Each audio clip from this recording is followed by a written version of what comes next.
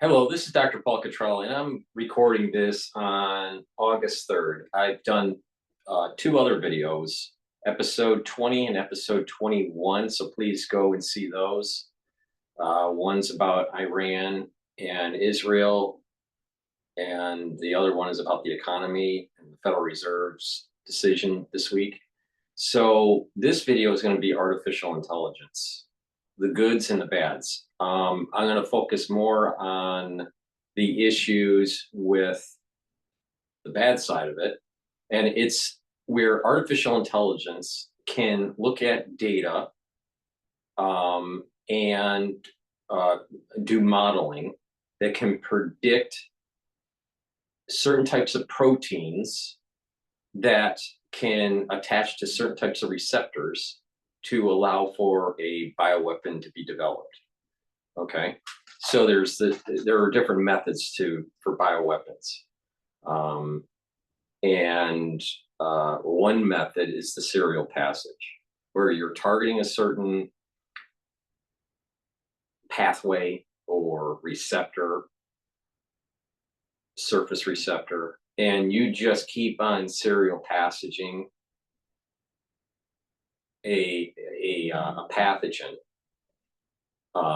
until you have increased its affinity to to a particular receptor, and let nature just do this. You have to do thousands of these iterations. All right, but it will happen. But you can speed the process up in silico, where you can do this predictive modeling kind of capability. Now, Google has DeepMind. There are other softwares that can do modeling of proteins, like the Swiss model. I've worked with the Swiss model and the Google version, AlphaFold. And this artificial intelligence software can look at prior foldings of proteins, known foldings of proteins, and take a new sequence and then fold it. So it's folding. There are softwares that will do folding prediction, but not just a single protein, but maybe a dimer or a trimer, multiple proteins that kind of bind together. A lot of times when it comes to cellular processes, there's a trimer or a dimer. So you have two proteins and they kind of interact with each other, and then they work together to attach to a particular receptor or particular process.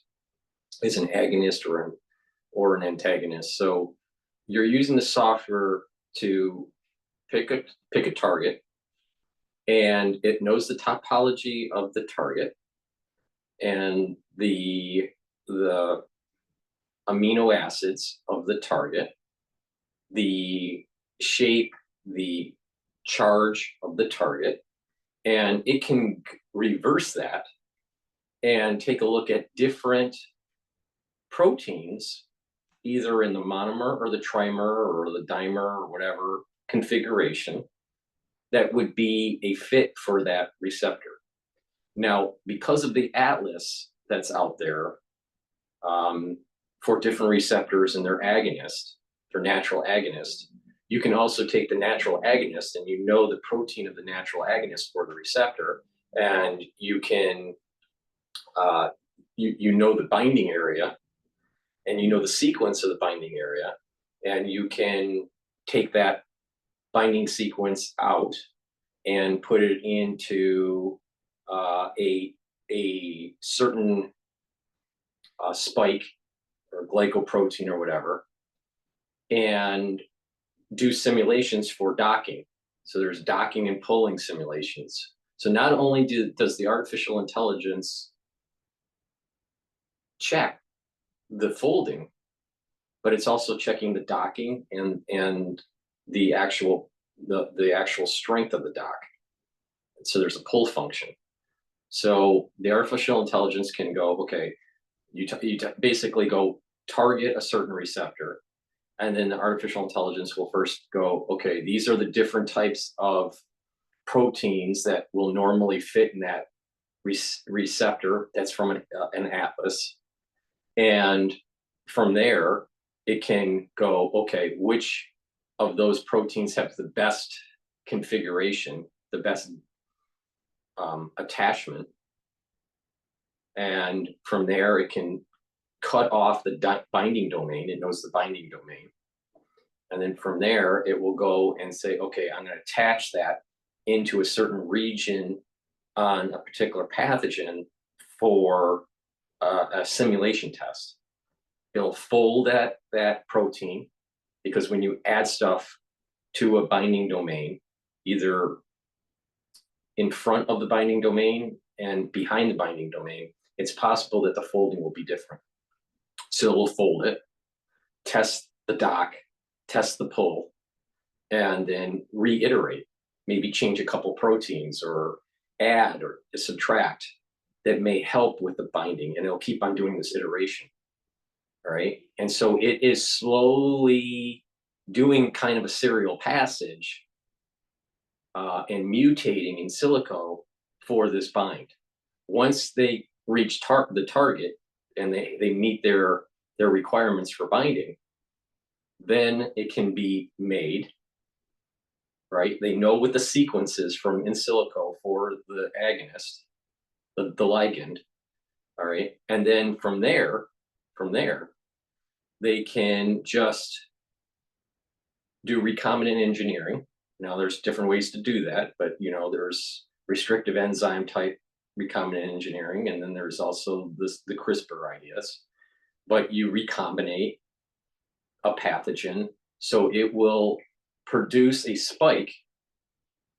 When it goes through its replication cycle, it will produce a spike that the AI said that there was a high predictive value, a high potentiality of binding to that receptor and having certain types of characteristics for pull and docking and activation of that receptor. The key is activation, because there are some proteins that will attach to a receptor but not activate. Sometimes it will inactivate. So you're testing to see if the characteristics of this ligand, this AI ligand prediction, really work by doing the recombinant pathogen and then testing it on a particular cell line. And then you can determine if it's actually binding to that receptor and activating internally what you want in that cell line to happen. Now, you can design things to activate a certain types of pathway. You can activate the receptor or dock with the receptor and take a look at the docking and the fusion and the release of its contents into the cell, in the case of a pathogen. So you can do a lot of different things with this kind of AI biowarfare. You can make just ligands, right? Just ligands don't replicate, they don't spread out. But maybe you want to do something like that where it's not spreading. It's just hitting one target or just a few targets, right? And they all are exposed to the same thing, either an inoculation or food, or they breathe in something, all right? They breathe in an antigen of some sort. And that hits a certain type of receptor and it blocks something or it activates something. That's one level of biowarfare. Another level of biowarfare is that you're producing a pathogen that is creating a certain type of spike that will allow for it to dock. You can go even further. You can look at intercellular receptors, not just not the surface receptors, but intercellular receptors, and design ligands through the AI to attach to certain types of receptors. For example, maybe you want to inhibit a certain type of gene expression. Well, you get this prediction from the AI, you put it in the code where it's going to express that protein, when that pathogen is in the cell, but that expression doesn't go at the surface of that pathogen. It's expressed intercellularly to shut down a certain type of pathway or certain gene expression or whatever, right? So you can design for extracellular or intercellular, all right, capability. But the key here is that AI, through simulation of folding of proteins, knowing its pull function and knowing its attachment function, and knowing its binding area of the ligand and the receptor, once you get that prediction, then you know the amino acids, and you just add that amino acid group into genomic code. And that genomic code for a certain pathogen could express it when it's in the intracellular stage, or have it designed where it's actually going to be expressed on the glycoprotein part of the genome, the spike area. There's lots of ways, but the key here is that AI can speed up the development, because it can fold hundreds or thousands of proteins very quickly and do all these different types of simulations and pick the best. So it's running kind of a serial passage and mutating it. You can have these AIs mutate to get a better function, not just, oh, let's take to see if this protein will fit, but it'll mutate that protein and see if they'll fit better, and mutate it again and mutate it again, and eventually it'll lose attachment or reach some sort of static attachment, static capability of attachment, like S curve, and and then it reaches convergence, and then you pick that ligand. So, but the key here is it speeds up development. All right, but this could be also used for drug discovery too. All right, so keep that in mind. What I want to do is I want to play how AI is accelerating drug discovery. That's short, and then play a much longer video.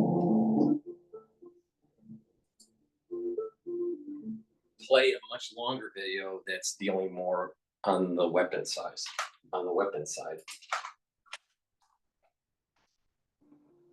I do not call any place home. I travel 100% of my time. I don't own an apartment. I usually sleep about 4 or 5 hours a day. I don't have a family, and in silico is my life.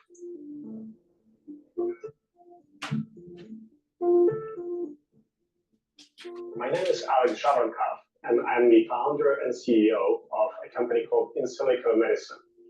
I specialize in AI-powered drug discovery, so developing artificial intelligence solutions to accelerate the way drugs are discovered and developed. Around 2013, 2014, deep neural networks became so powerful that they started outperforming humans in image recognition, text recognition, and many other human tasks. The public perceives AI as something magical and something that may replace human intelligence in daily tasks. It's actually not far from the truth, but what AI really is mathematics and neuroscience. To me, AI represents hope.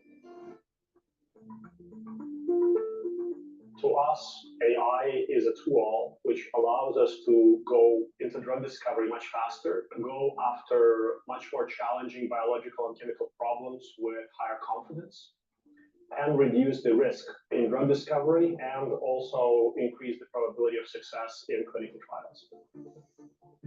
The pharmaceutical industry is extremely risky. It takes decades to develop a new drug and bring it to the market, and you fail more often than you succeed. The reason for this, you got to get back to why. Why is it so expensive? They find it is some sort of drug some sort of drug shape, right? And they know that it may work for certain types of receptors, and they understand some diseases that are related to those receptors. They understand that the drug may be an antagonist for some receptors and an agonist for others, and they do trials, and these trials are expensive. So they are kind of learning as they're going in vivo, and sometimes in vitro, but in vivo, how this dynamic is playing in the body. Okay. And a lot of times, because these drugs have different affinities to different receptors, you will have some sort of side effect, right? Because it may be really good for one receptor in the liver, but weakly binding to, let's say, a kidney receptor, and it may be detrimental, and the side effects are poor for kidney function. So that's part of the reason why it's so expensive, that it goes through this iterative process. But if you can have an AI that simulates this more accurately, you're filtering out the drugs where it's reducing the side effects. Okay. That was the first reason why AI was developed for biotech, to reduce the time to get a drug to market, but also to repurpose drugs. So you really need to be the true mixed martial arts fighter in pharma in order to succeed. What we have done at Insilico so far, we've demonstrated that we can go from disease hypothesis all the way into clinical trials with very high probability of success. So we actually validated our AI utilizing our own therapeutic programs, going end to end from the very risky part where we discover and uncover novel and validate novel targets, all the way to generating our own novel chemistry with exact properties. And we managed to do it at a fraction of the cost and time. Right. Most of the companies. So a lot of this AI, especially the folding technologies. Now, you can apply AI also to chemistry, and some of this is what he's talking about. So how I did the intro for this video is a little bit more advanced than what he's doing. Okay. But the thing is that you can take a chemical and you can do the same idea, this chemical structure, and this chemical structure at charges and a shape, and the AI and some understanding of what it does. And you start with that. You have an atlas of what kind of things that this drug is known to attach to. You also have a list of side effects, and this shape is running through all these different receptors that's in the database for the AI to see which one has the best attachment. All right. And have a whole list of, it has strong attachment for these receptors, weak attachment for these receptors. It looks like an agonist for these. It looks like an antagonist for these types of receptors. And if you're treating a certain type of disease, based on that profile, you can get from just experience what the potential side effects are. Like, for example, let's say it's hitting a receptor that you don't want it to hit in the eye that may blur vision. Well, one of the side effects that the computer would be able to generate is that it may cause vision impairment while it's treating, let's say, some sort of liver disease, all right, for example. All right. So it's not just proteins, but it can also take just organic chemistry and find these attachments. Now, this is, you can also repurpose. You can take a drug that's been used for something and then repurpose it for these other receptors, because these AI databases are getting larger and they can crunch more. They can do the accuracy of these in silico tests are becoming more accurate. Okay. But you still have to do some bench chemistry. So, okay, you have in silico saying the probability of this type of drug, these types of drugs targeting this type of receptor, or you go the other way, this drug hits these receptors. So you can go either way with the AI in silico design. You're focused on one receptor and you're finding drugs to hit that receptor. When you run that test, the AI will tell you the potentiality of other receptors it's hitting and what's the high affinity targets to that receptor. Then you take that to the lab, the bench, right? And you do bench studies to test to see if that drug is in fact a true ligand for that receptor and it's good. And what does it do to the cell? And then from there, you do a clinical trial. So the whole idea is the AI from the organic chemistry side, or you're doing protein folding, trying to inhibit or activate certain types of receptors to help mitigate diseases. Okay. So the whole idea is it's running simulation. It's running simulation. It's about topologies. It's about looking at atlases that have cataloged certain types of proteins that are tied to certain types of receptors, knowing, let's say, a certain protein shape, and then maybe finding a organic chemistry molecule, because a lot of these drugs, are antagonists. Finding a certain drug shape that will fit into a certain region of a protein to prevent that protein from binding to a receptor, or having a certain shape in the receptor where that drug will attach and prevent the ligand from coming in. So you can do an agonist where if the agonist is attaching to the receptor, or an agonist is attaching to the ligand, right? There's different methods here.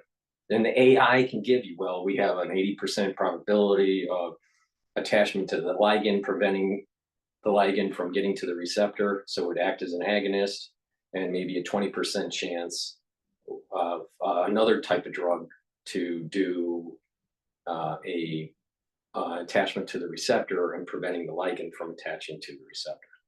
So it acts as an agonist. So, but the point here is that it's running these simulations. And it's going to be a lot faster and a lot cheaper than doing serial passage if you're trying to enhance function.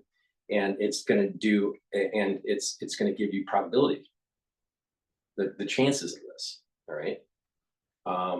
So there are databases out there that are drug databases for certain types of diseases. And these databases are filling in, like, what are the side effects of certain types of clinical trials.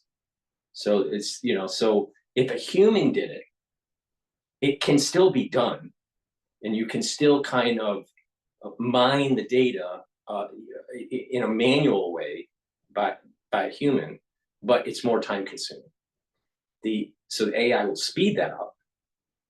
But in addition, the AI can see, you can design the AI where it's looking at that drug and it's going, well, that drug would work way better if it had another, let's say, amino group or another methyl group, all right? And it would fit perfectly, right?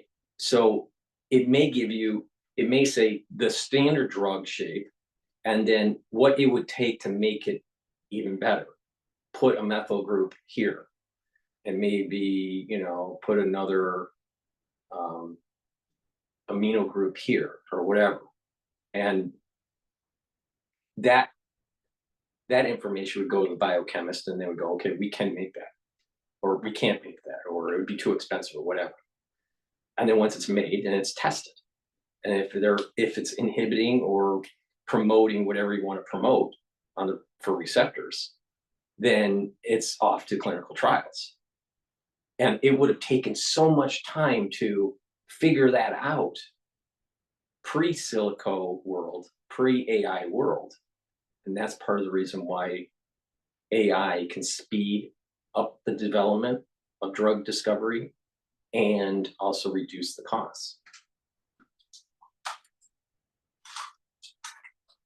Our field started experimenting with end-to-end systems around 2019, 2020. So it has really been only 2-3 years.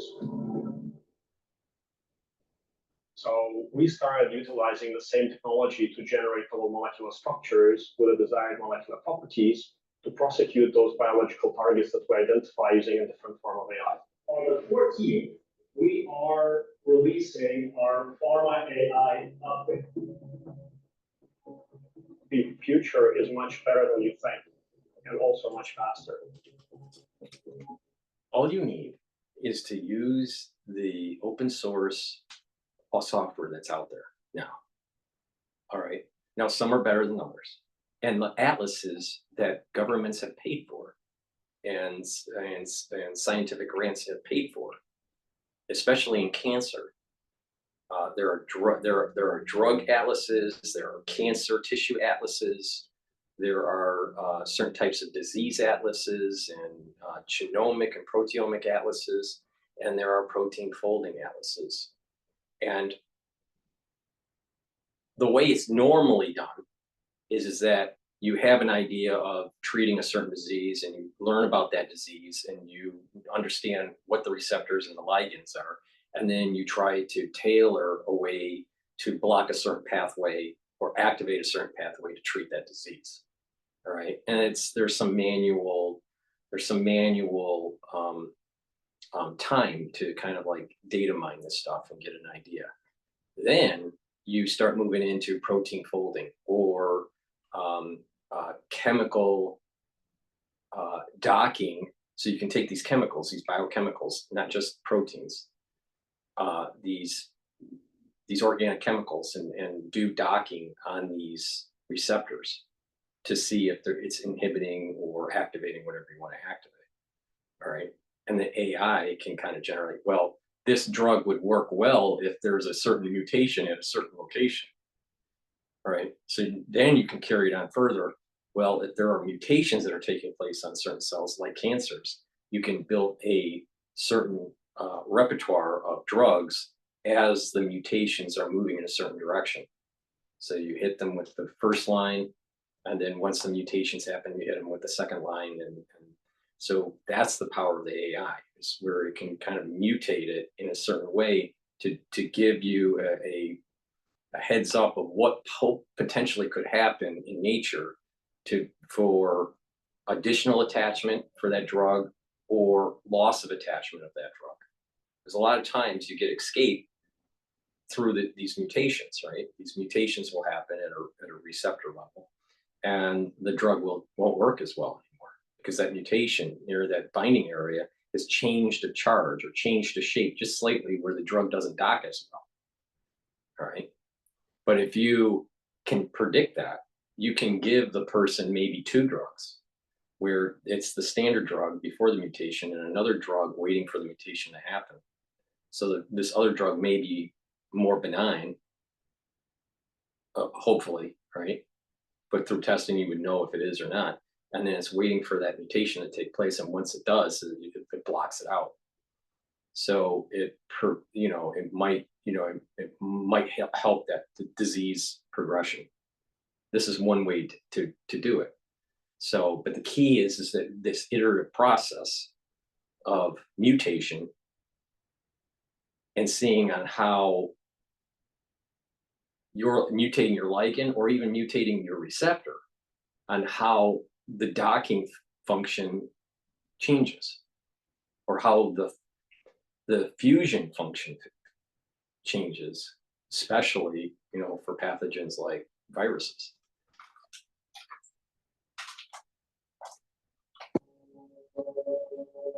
AI will definitely de-risk, democratize, and enable new entrants, including younger countries who have never had any experience in drug discovery, to get into biotech, to join the community, and to start innovating from get-go.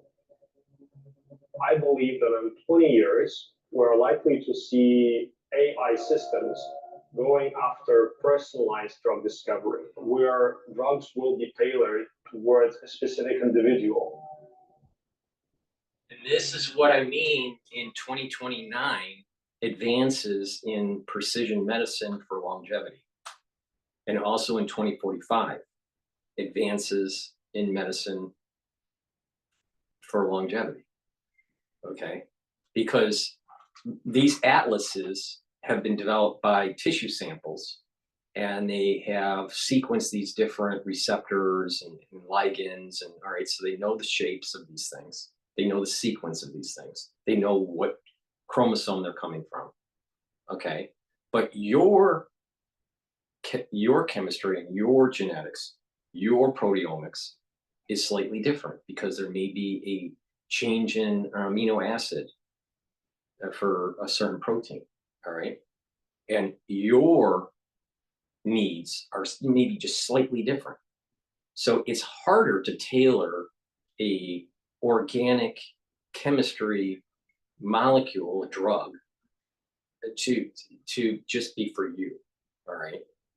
It's a lot easier to mutate a protein that will be for you. And that's exactly how the body does it. The body isn't creating all these different chemicals. It's creating these different proteins. All right.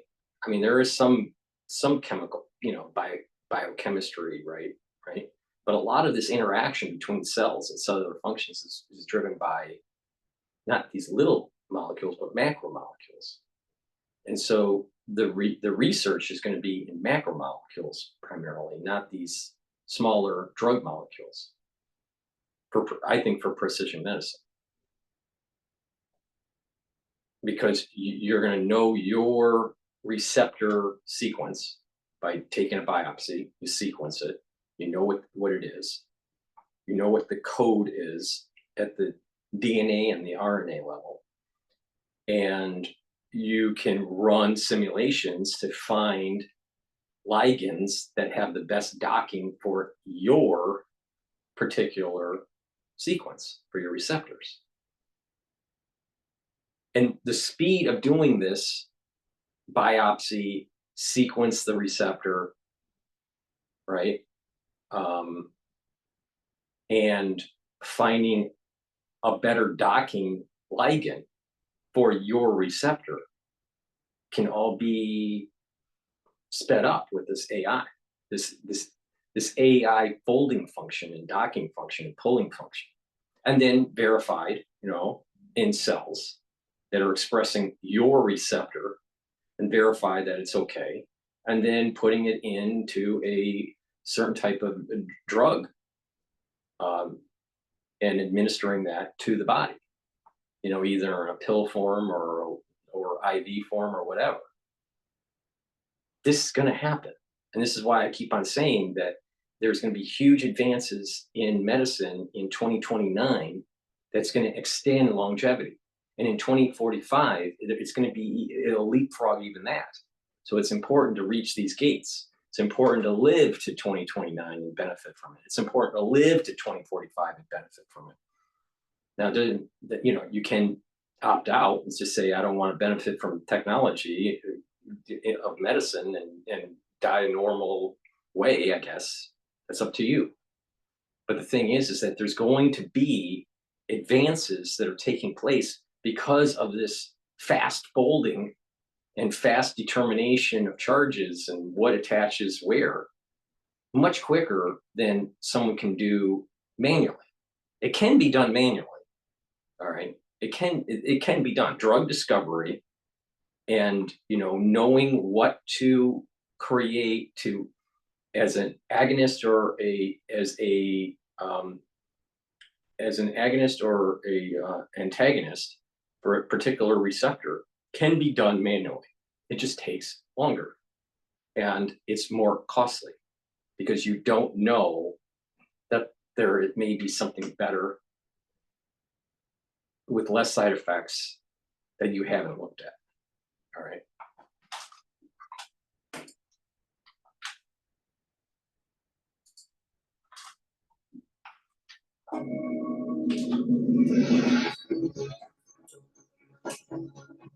Okay.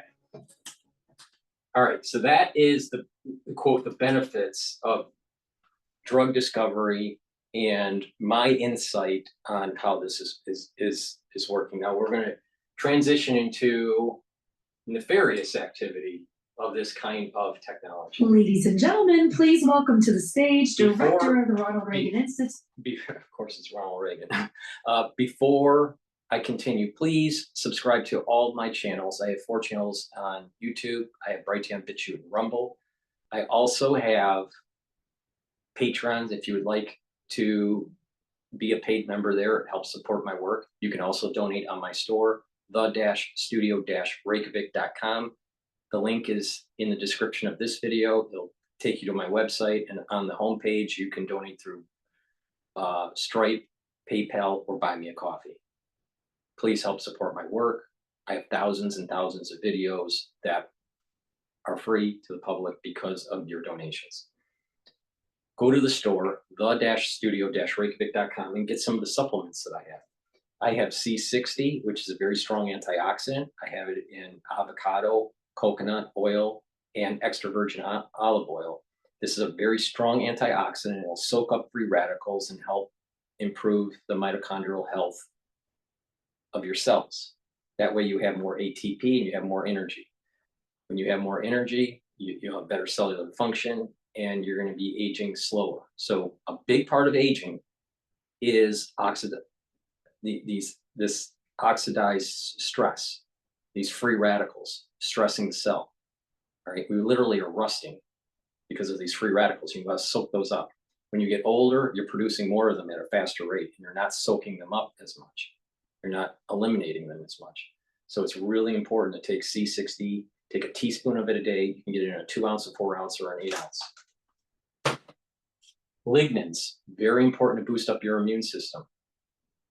Prevalence of cancers are going up. You need a better immune system. Also, we have endocrine disruption because of our environment.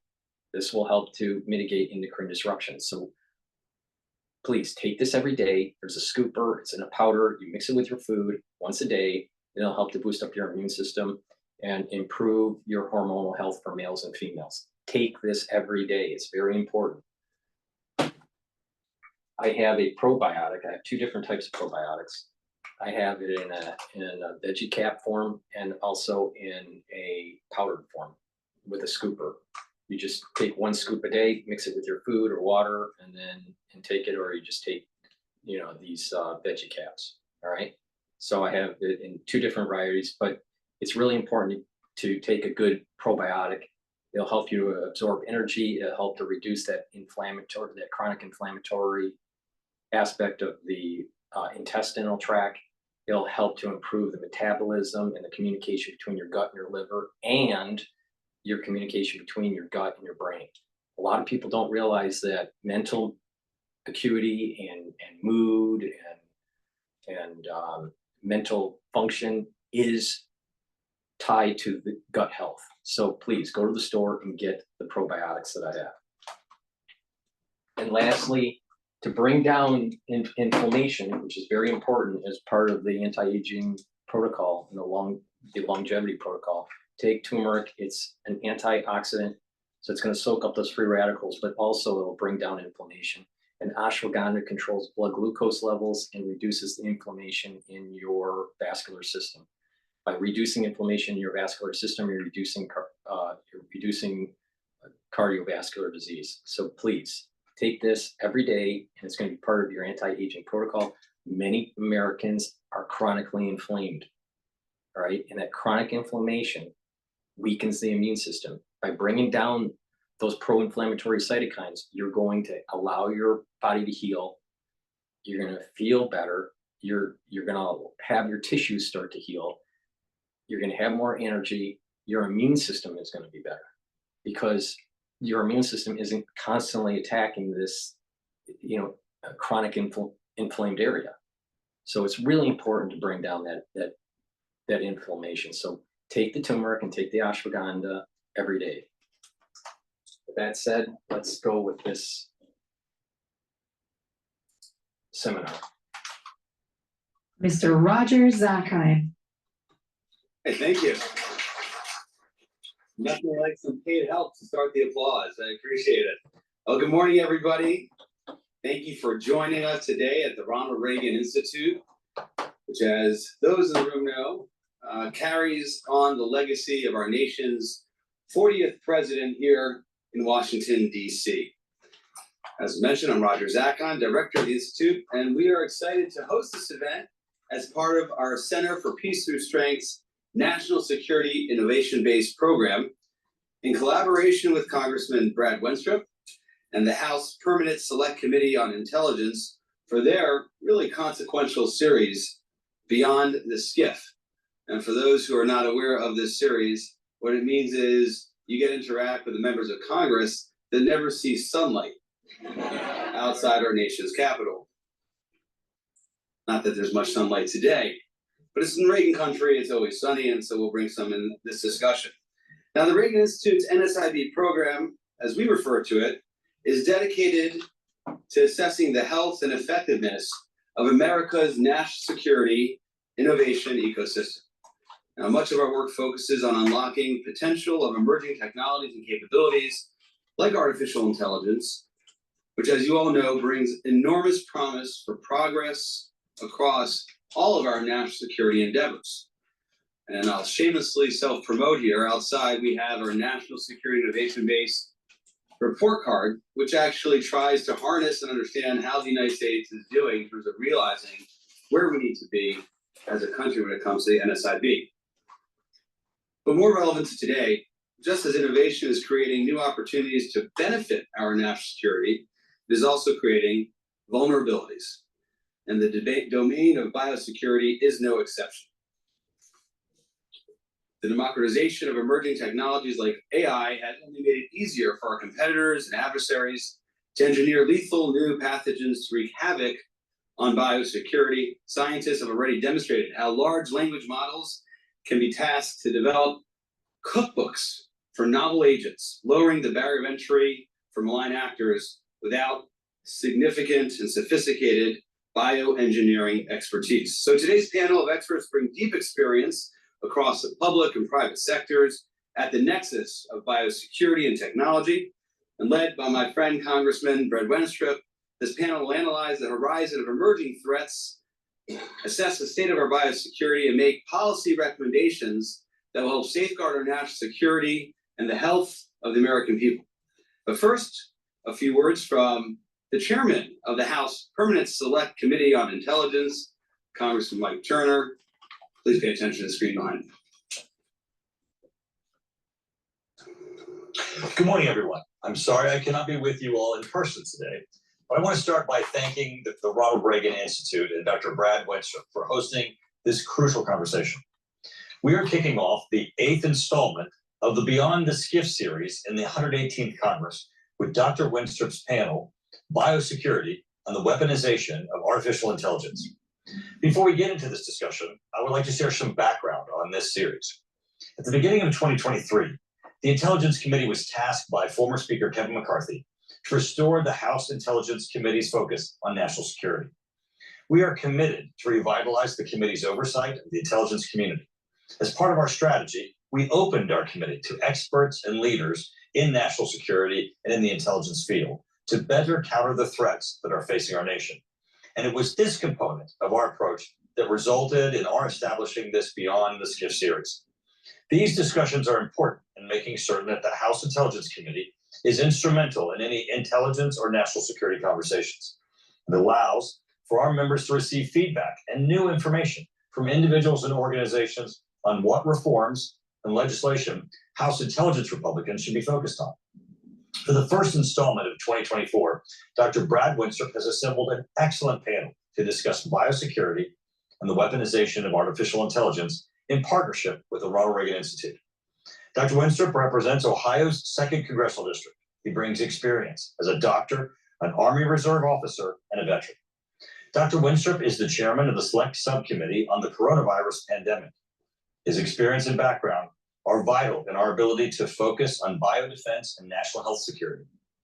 Americans, government officials, and our allies experienced a sense of urgency for further work on this critical issue following the 2020 COVID-19 pandemic. This timely discussion will bring to light the risks that we can face and how we can combat those threats. And with that, I will turn it over to my good friend and fellow Ohioan, Dr. Winstrup, and today's panelists. Thank you.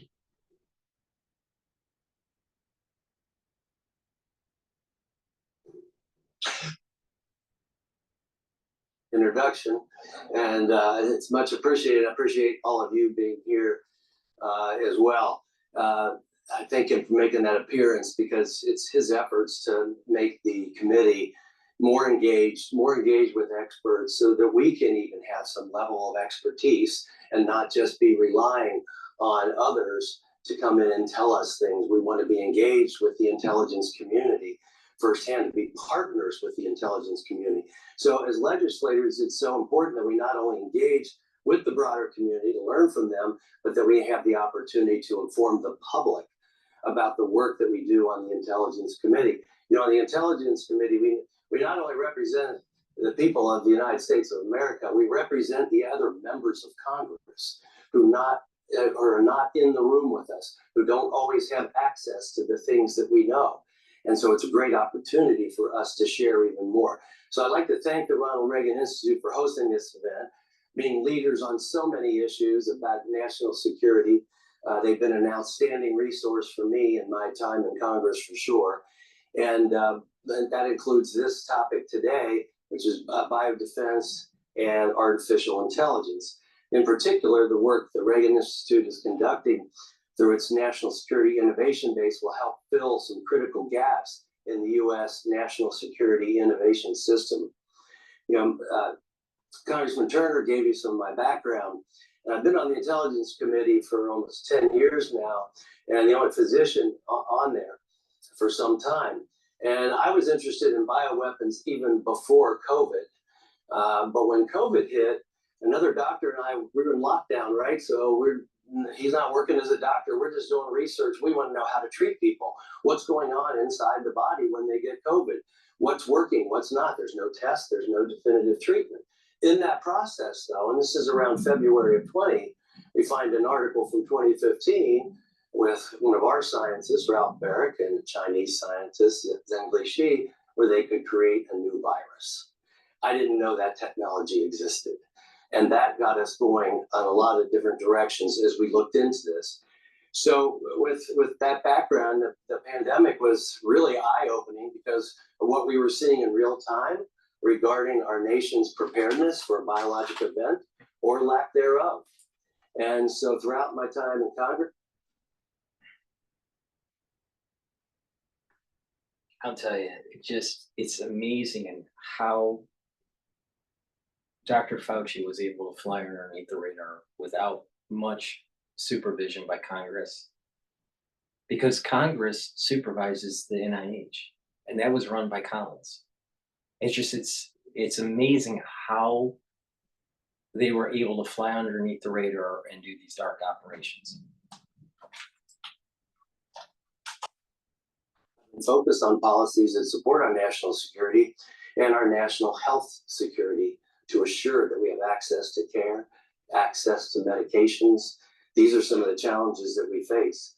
In February 2023, the intelligence community noted in their annual threat assessment the global shortcomings in preparedness for a pandemic, and we hope that we can see that it will inspire many adversaries to consider options related to biological weapon development.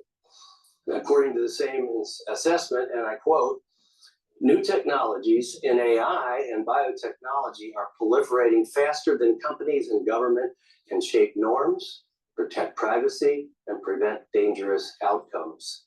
End quote. These developments could enable novel biological weapons and could complicate efforts to detect, attribute, and actually assess the threat to treat it. So ideally, we want to lead to accept. So if you know what the forward and reverse primers are and the FAM sequence, all right, for let's say PCR for a particular pathogen, and you mutate it in such a way where the forward and reverse primers don't work anymore, or the FAM sequence doesn't fluoresce because you've changed the code, so it doesn't attach because it's usually 24 nucleotides long. You change the code for that area. you have now you have now developed a pathogen that flies underneath the radar of a PCR system. Keep that in mind, because I wouldn't be surprised if that happened. Grading, detection, attribution, and treatment. So the discussion with today's experts is timely, hopefully informative to those here in person and those watching virtually. So before we begin, I want to let everyone know that we will have a Q&A session following our moderated discussion. I'm very excited about the panelists that we have here today who bring unique experiences, some from different angles to talk about. So I'd like to thank the panelists for joining us here today, and go ahead and introduce them. First, Mr. Jain. Mr. Jain is the head of public health and senior vice president for federal affairs at Planetary Technologies, where he oversees the deployment of Planetary software at HHS, CDC, FDA, ASPR, NIH, and other public health partners. It's a pretty broad spread. Since 2020, he has led Planetary's work supporting the federal COVID-19 response and the expansion of COVID-19 specific investments to other key public health problems across disease surveillance, clinical research, and supply chain management. Mr. Jain is a published machine learning author, has previously held technology roles at Google, Jane Street, and within the Department of Defense, and graduated from Harvard University with degrees in mathematics and computer science. Welcome. Dr. Michelle Rozo. Dr. Michelle Rozo is Vice President of Technical Capabilities at In-Q-Tel, a nonprofit strategic investor that accelerates the development and delivery of cutting-edge technologies to enhance the national security of the United States. Dr. Rozo is also the Vice Chair of the National Security Commission on Emerging Biotechnologies, and that's the capacity with which she is here today. Previously, she was Director of Technology and National Security at the U.S. National Security Council, where she advised the President and National Security Advisor on biotechnology and national security policy. Dr. Rozo is a molecular biologist by training and studied severe infectious diseases as a staff scientist with the Naval Medical Research Center in Fort Detrick, Maryland. She holds a Ph.D. in biology from the Cell, Molecular, Developmental Biology, and Biophysics program at the Johns Hopkins University, and a BA in biology from Northwestern University. Welcome. Senator Jim Talent. Senator Talent was a U.S. Senator from Missouri from 2002 to 2007, which time he was a member of the Senate Armed Services and Energy and Natural Resources Committees. He was Vice Chair of the Bipartisan Commission on the Prevention of WMD Proliferation and Terrorism, which has concluded that unless action is taken, a biological attack within the United States is increasingly likely. Together with former Senator Bob Graham, chairman of the commission, he has criticized the federal government's readiness to deal with major public health crises. So have I, Senator. Mr. Kenneth Weinstein. Mr. Weinstein serves as the Undersecretary for Intelligence and Analysis at the Department of Homeland Security. He was confirmed by the United States Senate in June of 2022. The Office of Intelligence and Analysis, he's a member of, and the department liaison to the U.S. intelligence community. Mr. Weinstein serves as the Chief Intelligence Officer for DHS and reports directly to the DHS Secretary and Director of National Intelligence. Mr. Weinstein also previously served as a commissioner on the Bipartisan Commission on Biodefense, as a member of the Public Interest Declassification Board, and in several other national security organizations. Mr. Weinstein previously spent over 20 years in law enforcement and national security positions. He was a federal prosecutor, acting United States Attorney, General Counsel of the Federal Bureau of Investigation, and Homeland Security Advisor with President George W. Bush. As you can see, this is quite an accomplished group here today. And so I think we're going to have a very interesting time. And so with that, I think it's time for you to come on board. All right, before we start with the panel, please go to my store, the-studio-reykjavik.com, and get the health supplements that I have. I have a very high quality multivitamin that's easy to digest. You should be taking this every day. It's important to take a good multivitamin because multivitamins are cofactors for different enzymes for cellular processes. So it's important to take a good multivitamin every day. Please go to my store, the-studio-reykjavik.com.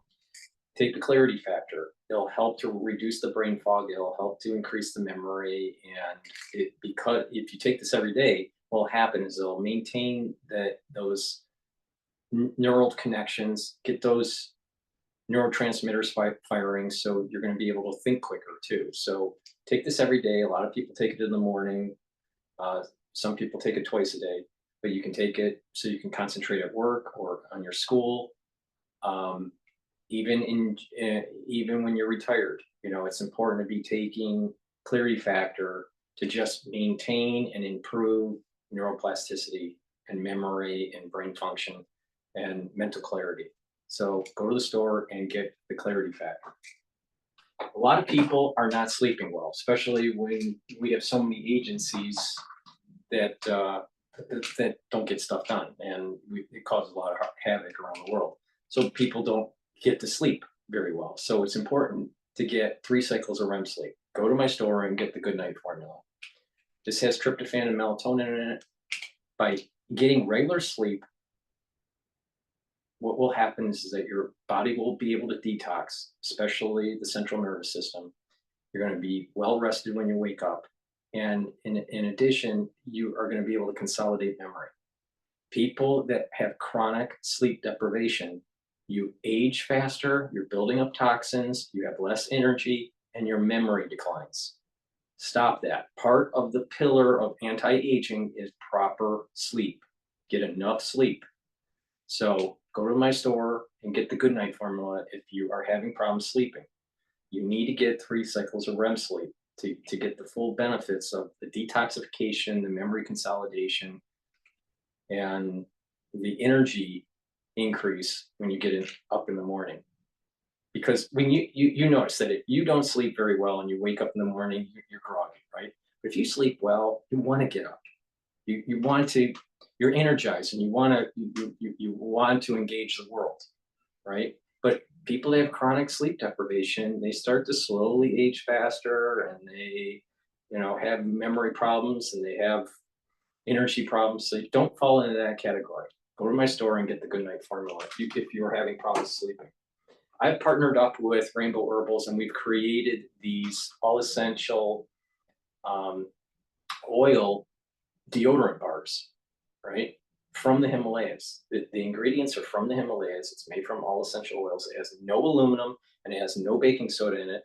This is a very high quality deodorant. This one's citrus, and this one here is peppermint lavender tea tree.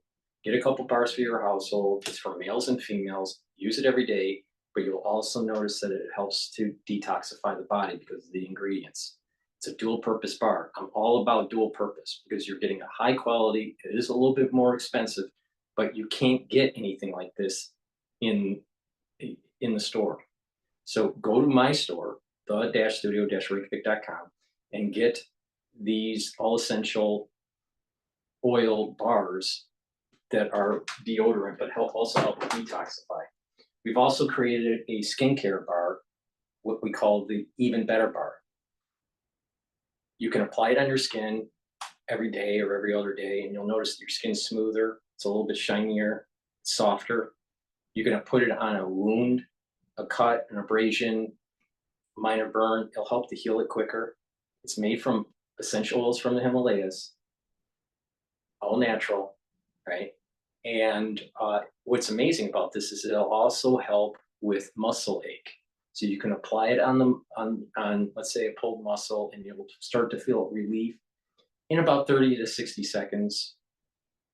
Sometimes it totally eliminates the pain, depends on the severity of the pain. And it will reduce the itching from bug bites. So this is a high quality multi-purpose bar. Get a bar for your household. You're going to be glad you did because it has so many different uses for this. So go to the store, use it as a skincare, and also as a remedy bar. In addition, people also apply it on psoriasis and eczema to help relieve their conditions. So go to the store and get the Everything bar, the Even Better bar.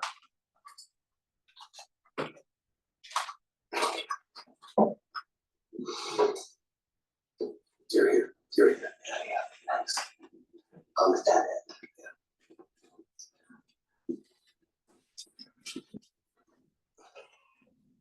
All right, well, why don't we start asking everybody just in 90 seconds or so, if you could, how would each of you characterize the threats we face when it comes to bioweapons and artificial intelligence? And what do you focus on when it comes to studying the issue? And so I'll give you a chance to reintroduce yourself, put a face with the name, and go ahead and answer that as quickly as you can, then we'll get into more detail. Great. Thank you so much for moderating. Thank you for Reykjavik Institute for being here, for allowing us to be here. I think as the introduction covered, Palantir is a software company. I am a technologist by trade, and where we really specialize is in helping federal agencies and all of our partners make better use of their data to drive decision making. We were born in the aftermath of 9/11, so our roots are really in national security and in protecting intelligence, as are my personal roots. And then over the last 2 decades, we've seen how readily that approach of connecting the data in an organization to the analysts and the decision makers scales and can be widely applied. Over the last couple of years, we've gone from being the backbone of just the federal government response to COVID to really serving as a backbone across a number of other public health areas of interest, 30+ disease areas at CDC, research infrastructure across cancer and a number of other diseases, as well as really helping manage federal supply chain and visibility into medical countermeasures. And so where does that leave us today? In some ways, I think this is a nexus of the investments we've made in healthcare over the last 5+ years, as well as the roots that we have in national security. I think any technology historically that can be engineered has been used with a tremendous amount of opportunity for investment and growth and accelerating real outcomes. There's also real risk that comes with that. And so I think from an infrastructure and a technology and how we actually make use of the tools and the data that we have, the place we're really focused is on what a national biosecurity infrastructure looks like, what the domain of biointelligence looks like, what the partnerships between the public and the private sector are going to need to be to make sure that we're secure. Thank you. Doctor? Sure. And thank you so much, Congressman, and thank you to the Ronald Reagan Institute for having us today. I'm delighted to be here to share the work that we're currently undertaking at the National Security Commission on emerging biotechnology. I'll note we just released our interim report about 2 weeks ago. I encourage everyone to check it out at biotech.senate.gov.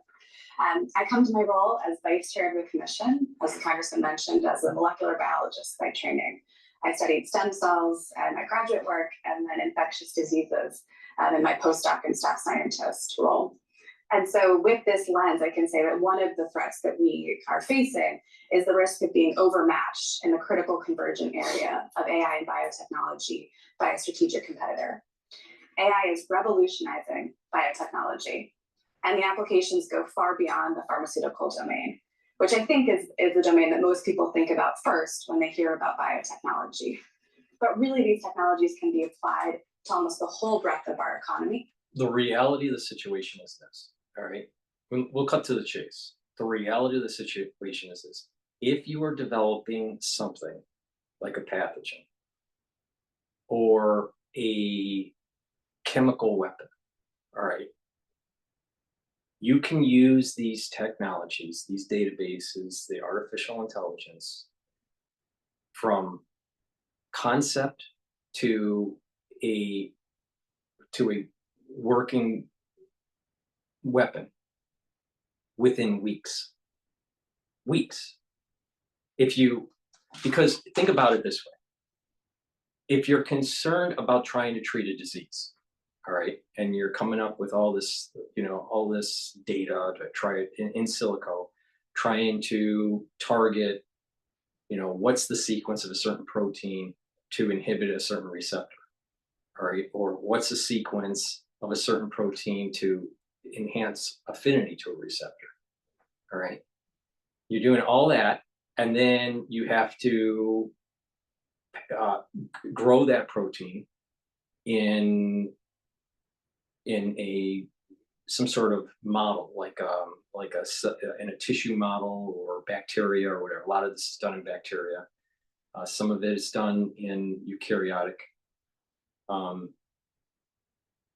cell lines, different animal cell lines, but a lot of it's done in bacteria. So the sequence from in silico, and you create a plasmid to actually grow the proteins in some sort of way, some sort of tissue, or some sort of bacteria, let's say E. coli, for example, and you start to filter out these proteins that you're looking for.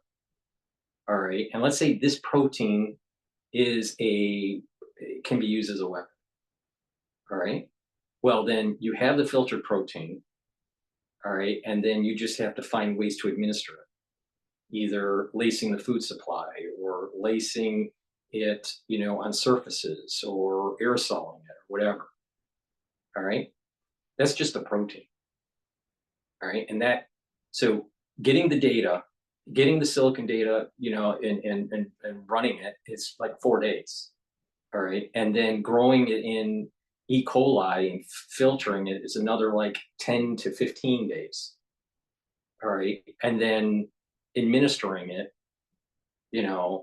is in a short amount of time. So this is why I say it's less than a month to go from nothing to something. That's just a protein that could, let's say, have some sort of chemical, biological weapon capability. All right. But let's say that you package it into a pathogen. Let's say you want to enhance a protein, a glycoprotein on let's say a virus, or you want to enhance a feature in bacteria. All right. So in the case of, let's say, a virus, you want to enhance the spike. Instead of running serial passage like it was done, in prior years, what you do is that you would, in silico testing, determine the sequence that would enhance affinity to certain receptors. And that amino acid sequence at the binding domain. And then you do recombinant insert, right? And now you have a virus line that has this new sequence for the glycoprotein. And then you grow it in certain types of tissues and you filter it out, right? And it's not going to be completely pure, but you have now a means of making the virus, and you have the means of packaging the virus, and then the means to release it. All right. And depending on what kind of virus, depends on how it, is it a respiratory virus? Is it a bloodborne type, transmission kind of thing? There's lots of different ways of transmission. But you can see that the speed of development from nothing to something, because of this, is within weeks, not months, not years. Because you're not going through all the clinical testing for efficacy and safety, okay? Drug discovery isn't so much, the cost and the time isn't so much from whiteboard to actual compound or protein or pathogen. It's actually testing to see how it performs in the body in clinical trial 1 and in clinical trial 2 and 3. And before you even do the clinical trials, you have to do animal testing. And animal testing is 8 to 16 weeks, sometimes even 30 weeks, depending on the animal, depending on the test. But if you skip certain functions within the timeline, like clinical testing and animal testing, you can get to nothing to something very quickly to create havoc. Now you add in, if you have time and you're an actor, let's say I ran, you have time and capability, you can run tests on animals or even on people to see the efficacy of these types of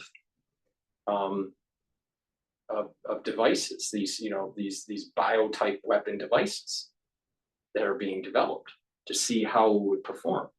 See, because you can mutate an animal and have it express certain types of receptors that are similar to human receptors, and to see if that animal starts to exhibit these problems. If this particular pathogen or this particular ligand you created attaches to those receptors in these animal models that were designed. Or you can test it on prisoners, which would be even more efficient and quicker. The point here is that it can go from nothing to something in weeks. And the big, to create something from nothing to a plasmid is days. Transfecting bacteria, days. Growing the bacteria, 10 to 15 days. Filtering out, another day. Testing in an animal model or prisoners, you know, a few weeks if it's something that's something, you know, or a couple of weeks if it's something that should exhibit some sort of pathology quickly, or if you're testing something that exhibits pathology latently. It takes a longer time for it to exhibit some sort of pathology. The point here is that you can get this thing. It doesn't take years to develop. It takes weeks to develop. It takes years to develop a drug that the FDA will approve. That's the difference. Because you have to go through all these hoops and regulations and testing and humans and clinical trial 1 and then show the data, clinical trial 2 that's larger, and it costs a lot of money. You know, each person in a clinical trial costs about $40,000 and blah, blah, blah, right? It's not about the science. It's about the regulatory that inhibits discovery and slows down the process. It's not the science. The science, especially with artificial intelligence now, it speeds it up much quicker. Much, much quicker. So if you don't even want to even test to see the efficacy and you just want to release to see what happens, let's say you're, you know, you're a biocell from Iran, let's say, you know, a terrorist cell from Iran, and you have a small laboratory and you create this in 3 weeks. And you have enough to start raising havoc. That's where we're at. That's where we're at. We didn't have that capability in the 1960s. We didn't have that capability in the 1970s. We didn't have that capability in the 80s. We started getting biotech capability about in the 90s. Some of it was in the 80s, but it was still rudimentary. But it really started taking off in 2001. And the mode for the crisis in 2020 and in 2002, that platform was designed through serial passage. The serial passage was the biological means to find a mutation to get enhancement. But now we have in silico serial passage, where it finds the enhancement, what mutations, what's the sequence to have a better binding to a particular receptor. Once you know that sequence, it's plug and chug. All you got to do is plug the code into that region of the genome that's expressing that spike. Voila. It's that easy. It's not rocket science. And that's the danger of what's going on. And this is the reason why I keep on saying that these bioweapon development programs need to be taken down. These labs, they need to be destroyed. And we need to really regulate, these actors, that are making these gain of function, loss of function kind of pathogens. Because the speed of discovery, we can have the speed to inhibit these pathogens. So you don't have to do the gain of function to have to have more of a runway, right? The old thinking was we didn't have in silico testing, that you needed a larger runway, so you had to figure out what potentially could happen that could be mutated, either by an adversary or in nature, that would enhance the pathogen and cause havoc in populations. So you can create monoclonal antibodies or antivirals or antibiotics or whatever to fight that pathogen. All right, so you need that runway to find it because the discovery was so long to get there. Well, through biotech now, and through recombinative engineering, and through AI in silico testing, you can reach a solution quicker. So if something emerges either by an adversary or by zoonotic means, you can create an antidote in 20 days. Now, that first wave of people getting hit may die off, but that second or third wave, you are now building resistance because you have some sort of antidote. And there's different types. There's therapeutics and there's inoculation means and whatever to fight the bio threat, right? Especially from an adversary. But the point here is you don't need that runway like you needed in years past, because from zero to creating an antidote takes weeks now, not years. You can create a monoclonal antibody in weeks, not years, to a certain antigen, a certain piece of a pathogen that you're focusing on. It's really this simple. You can take a pathogen, let's say it's a virus, and you are focusing on the spike. All right, you inoculate in a llama that pathogen. All right, because that pathogen is designed for humans, it's most likely not going to infect the llama, and that llama is going to create nanobodies, and those nanobodies can be filtered, right? And that's in the blood, and used as monoclonals to fight that particular pathogen. Or you can, create monoclonal antibodies with mice. It takes weeks, not years, if you're willing to cut through the special, clinical trial 1, clinical trial 2, clinical trial 3 part of the antidote, right? So that first wave is an emergency, and then that second or third wave is more robust clinical trials, so you can hone in on better solutions. But you don't need a long, multiple-year runway that started with gain of function in a laboratory that could leak out. That's a problem. This is the point that I'm making with gain of function research, is that it leads to problems. It could you can have a nefarious actor that's releasing it, or you can have accidental release. And a lot of these gain of function, this research would not, because it's multiple hit, would not have happened naturally in nature. It might happen in a laboratory with an adversary country or a terrorist group, but it would not normally happen in nature. So gain of function research doesn't really need to happen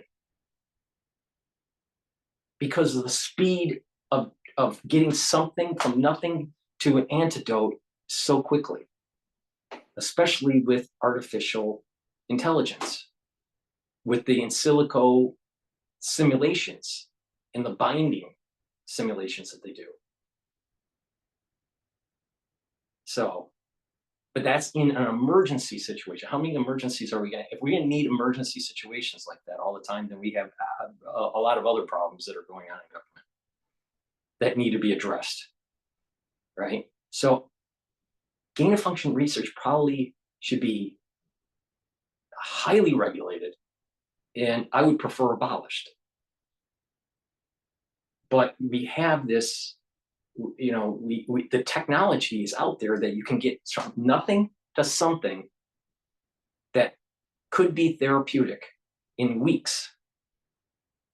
And over time, you'll understand the full ramifications. But remember, you already have somewhat of an idea of what those ramifications are, because the AI is telling you what other receptors or what other proteins this particular, let's say, monoclonal antibody may bind to. And if it's binding to this and that process, it may be inhibiting or promoting a certain process, and that AI would give you that list. And you do a risk assessment based on that. In silico kind of efficacy and toxicology is starting to emerge. You know, AI toxicology. All right, I've never heard that phrase before, but that's what's happening. You can get a list on the potentiality or the probabilities of the toxicology of these advances that are taking place. Now, that's in an emergency situation where it's a war, right?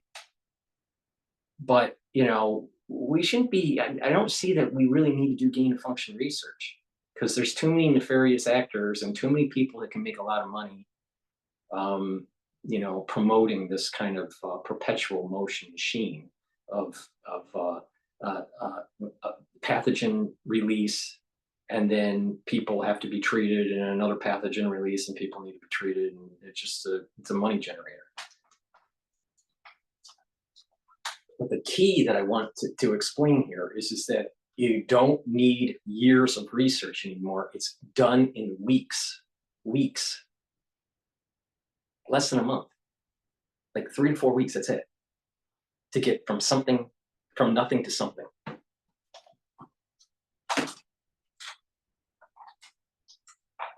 And change the way that we think about our agriculture, our energy sectors, our industrial production and means of manufacturing, and of course our defense and military applications. I apologize for interrupting. I'm sure you're going crazy on it, but the thing is that we may have a government that actually says we're worried about a terrorist actor out there, some maybe Iran or Russia or whatever, or some sort of Al Qaeda type group. And our intelligence, the CIA and our biosecurity intelligence, saying these are the pathogens that we need to worry about. So let's put an antigen in the food supply. Let's say inject a code for a protein in corn that you won't be able to taste that protein, but you eat it, and you're going to actually develop potentially antibodies to that protein. Let's say that the corn is designed in a way to help to create inflammatory response in your digestive system. And as it's creating an inflammatory response in your digestive system, because that's inflamed, it's recruiting immune cells, and it has this foreign antigen. And you start to develop antibodies to that antigen, which happens to be pieces of a glycoprotein that is on the surface of a virus that their intelligence is saying that a particular terrorist group has. So what the government is going to do is actually start inoculating the population through its food supply. Slowly. That's one means of doing it. Our wonderful Bill Gates is saying, let's use mosquitoes. But you don't need to do mosquitoes. Now do you understand the dangers of this? So it's not just about how fast we can get drugs to market. It's not so much how fast can we make an antidote to some sort of bioterrorism. It's also our defense posture and not getting the consent of the citizens and how they're changing the quality of the air, the water, and the food supply. Now do you understand why you really need to pay attention to me on this? Because trust me, I am positive that there's no one that is going with as much breadth and depth on this subject matter that you're listening to.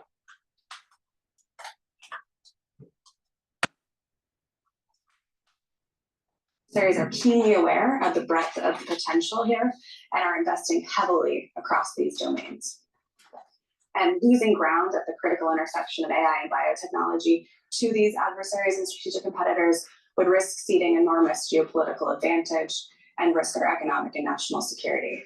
So at the Commission for Emerging Biotechnology, we're examining these risks and identifying policy options to keep the United States at the forefront of this critical competition. Thank you, Senator. Thanks, Congressman. I'm too grateful to be here. It's brought back some memories for me. I would sum up the threat or the implications of this.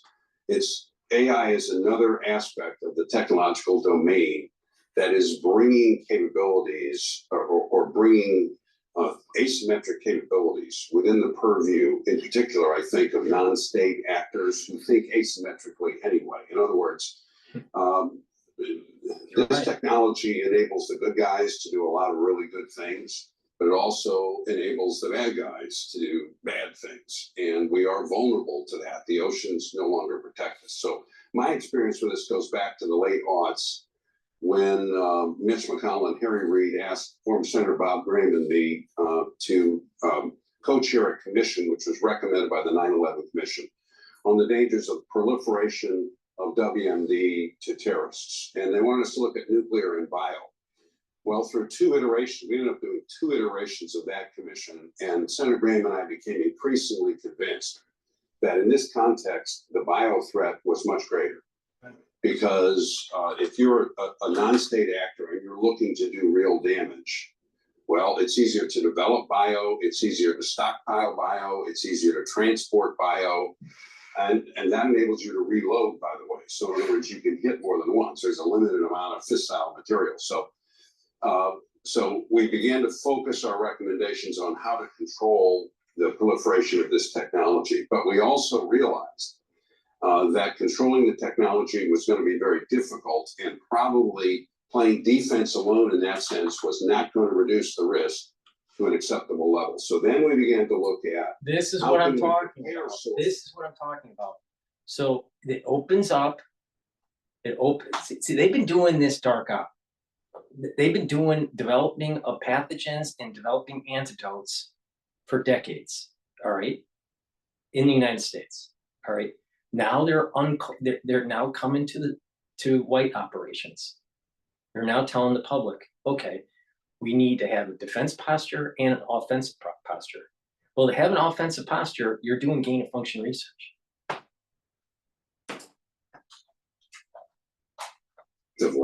For some kind of a bio attack or indeed a naturally occurring pandemic event, which we've had since then.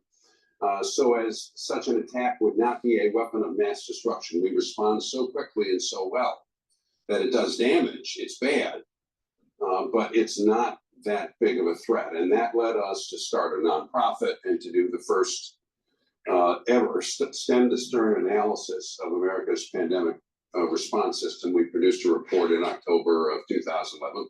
Actually pretty proud of it, Bob and I were. I don't know that anybody has updated that. That would very much be worth doing. And then a number of years later, I co-chaired with Bob Work, the Reagan Institute's National Security Innovation-Based Task Force. That's a continuing enterprise here at the Reagan Institute. We made recommendations, we're monitoring, we're updating, we're grading, we're doing all of that. And a lot of those issues overlap because one of the constant challenges whenever you're trying to innovate effectively for national security is how the government can send a consistent demand signal and how it can align the way it operates with the incentives in the private tech community so that we get out of that community what we need to get. And that challenge is across all domains of technology. So that's where my focus is now, and I'm looking forward to learning an awful lot about AI from the people around me who actually know something about it.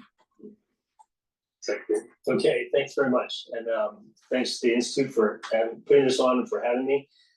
I've been asked to sort of give a general overview of sort of a lay down of the intelligence picture that this debate sort of resides within. we're working on, I'm not gonna be the AI expert, so don't look to me for the expertise. I'm looking at my right. You will look to your right. I was not a technologist, I was not a microbiologist. Here, or cellular this is the thing I noticed when I was doing these panels. I did panels on talking about artificial intelligence and also the social scoring and all this and the negatives of it. I always focused on the negative because most of the panels thought it was a utopia. So I took a contrarian view. All right. But what I've noticed with people is it's a lot of talk and no action. So I stopped participating in things like this because anyone that goes to something like this, it's about career advancement. It's about getting some sort of network, building your own, network, your personal network. And so you can get invited to the next meeting, but it's a lot of talk and no action. The point here is this: you don't need a lot of time. You need some expertise, but you don't need a lot of time to develop something that can be problematic from start to finish. You only need weeks. That's the big issue here. And it's not so much about the AI. The AI is just a tool to speed up the process so you know what to make. The AI doesn't make it.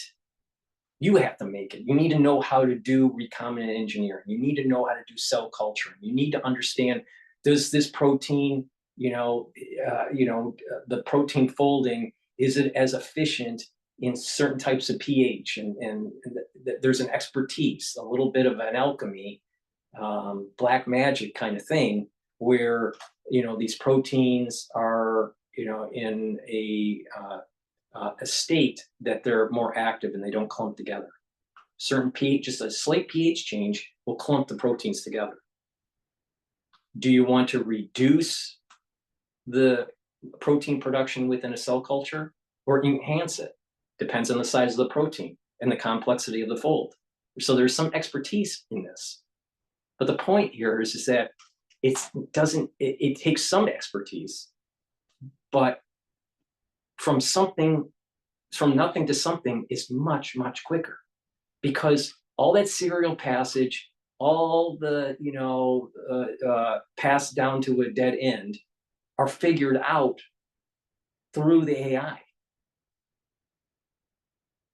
The AI isn't going to actually create the pathogen or create the protein that could be harmful. It just suggests what it is, what the sequence is, what's the binding probabilities, what's the other receptor capabilities. It is running a serial passage in silico.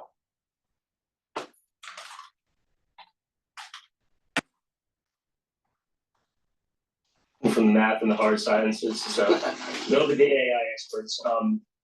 But also, at DHS, I do the intelligence work. My first did intelligence work. We do have a lot of people in operations really focusing on this issue. We have our science and technology group headed by Bitchute, and then we have Marianne Callahan and her people at the Countering Weapons of Mass Destruction, who are zeroed in on this issue and working very hard on biotechnology and AI. And we also have Eric Heisen, who's our CIO, overseeing our AI task force, which is something that the secretary stood up to ensure responsible use of AI within the department, but also looking at the threat that AI can pose. So we have others in the department who are very expert in that area. But what I want to speak, what I've been asked to speak on is the general intelligence picture colored by my experience on the bipartisan commission on biodefense. And I sat on that commission with Joe Lieberman and Governor Ridge and others for about 7-8 years. We learned the need of Senator and Senator Graham and the work they did. And He needs by that they let us testify at one of the earlier. You testified very well and inspirationally, actually. And I think it's just useful to point out a sort of framing exercise that today and this session is really a follow-on to a series of alarms that had been sounded over the years. Hard-Rudman back in the 1990s, and then the 9/11 Commission right after 9/11, and then WMD Commission and the Grand Talent Commission, and then the work that I've been involved in with the Bipartisan Commission. They've all said this is sort of an issue that hasn't gotten the attention that it needs. And it's real. I mean, we've seen the threat has manifested in a variety of ways. I mean, going back to the Japanese developing and testing biological warfare back in World War II, up through salmonella poisonings out in Oregon, in the Rajneesh cult back in the 80s. Al Qaeda, we learned, was trying to get together an anthrax operation prior to 9/11. We found the evidence of that after 9/11.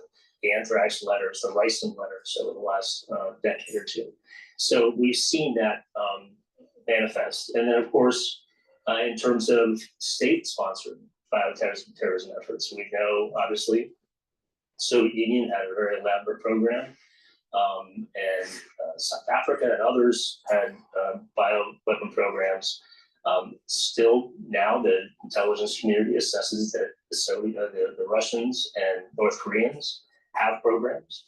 There are concerns about compliance under the convention, the Bioweapons Convention, on the part of Iran and China. So the concerns about bioattacks and bioweapons by irregular actors, for terrorist organizations or individuals, and by state actors is very real. And that, of course, is only exacerbated by the advent of technology like AI that make it easier to generate sort of complicated pathogens, and then also that lowers the barrier to entry to people who might not have sophistication and education to then make use of that technology for blind reasons. So if anything, today is a moment not only to resound the alarm from before and from the prior commissions, but sound it even louder. Thank you all. I think one of the things that you just said plays into where we are today, which is there's been a series of alarms. And I don't know that we gave them all the attention as a nation that we should have throughout that time. There's no doubt that emerging biotechnologies, they've changed the capabilities and the threat landscape for sure in the last 5-10 years, very noticeably. So let's get into questions here. COVID-19 dramatically exposed failures and weaknesses in the U.S. and the international community's biodefense capabilities. So it's not just the United States, it was across the globe. And furthermore, we've seen time and time again how adversaries, namely People's Republic of China, they'll alter, shape public information and opinion to protect their own interests in this space.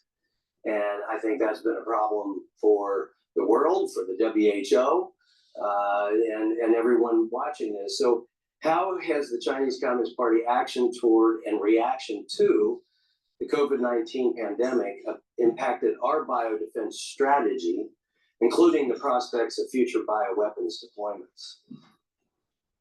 Who wants to start? Go ahead, Senator. Okay, so I did 8 years on the China Commission, and we produce a 550-page report every year about China. And when I saw on the news that and this just is in my opinion, not necessarily the Reagan Institute, when I saw that they had a level 4 biolab in Wuhan, I turned to my wife and I said, I bet good American money that's where the COVID came from.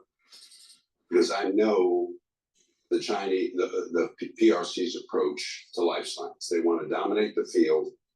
They put immense pressure on their researchers to come up with discoveries. They don't share the same ethical constraints we share.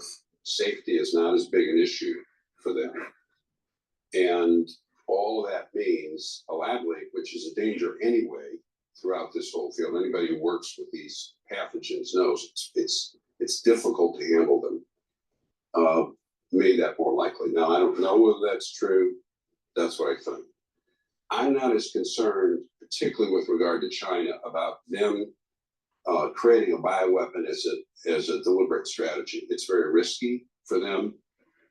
It's difficult to control, although I understand you can try and structure these pathogens so that you can target one particular set of people, particularly if you have enough data. I understand that. But they have a bunch of other tools that are working pretty well for them now. So I'm much more concerned about, as far as they're concerned, about the size of the Navy and the nukes and their techno-national toolbox and the wolf warrior diplomacy and the economic leverage and the rest of it. But having said that, I think the lesson of COVID is that we can't count on them to cooperate in pandemic response unless they believe it's in their national interest and the other objectives that Beijing has. And also, and we know this also, we did a chapter on this in the commission several years ago, they have a deliberate strategy to penetrate international institutions and subvert them to the ends of the Chinese state. And they've had some success in doing it. And so I think going forward, our attitude, and that includes the WHO, unfortunately needs to be trust but verify. In other words, yes, we have to keep working with them. We should. They have many good scientists. There's a lot of good partnerships, but we have to watch it. And I think going forward, that's probably the most important, one of the more important lessons I get from the COVID response relating to Beijing in particular. And to your last point about trust but verify, we spoke with Dr. Fauci last week, and we talked about the U.S. funding research in China, not necessarily for, but BSL-2, and asking what kind of oversight do you have on the lab? And he said, I wouldn't know how to do that. Yeah. It's difficult. There's a whole other set of issues involved which you all are struggling with, which is we can't de-link entirely without cutting off our nose to spite our faces. So how do we conduct this relationship going forward? And that applies to a broad range of policy areas. Yeah, if I can add, one area that I am worried about with respect to the PRC is the strategic competition we're in for emerging technologies like biotechnologies. And so, we recognize biotechnology has been around for a long time, but with advances in engineering, other tools like artificial intelligence and automation, we are, at the cusp of what folks are calling a biorevolution. And we haven't hit that yet. We're not yet at the ChatGPT moment, if you will, for this technology, but it is coming and we're on the upswing and the race is on. I think that's going to happen in 2029, perhaps even 2027. And the race against China in particular. This is the backdrop of which our commission was created. And China has stated that they intend to win out in the race for biotechnology and to use this technology for economic and military gain. Of course, we know that we are facing a competitor who has a stated policy of civil military fusion, which means that any knowledge, any technology that they gain on the civil and commercial side will be applied to military applications. And I mentioned before, all of the potential benefits when we master this technology, right? Not just pharmaceuticals, but ag, industry, energy, our own, defense capabilities and biodefense. And we can get into that later of how biotechnology and AI is really revolutionizing our ability to respond and prepare for pandemics. But of course, like all emerging technologies, these can be misused, right? It can be weaponized to create bioweapons.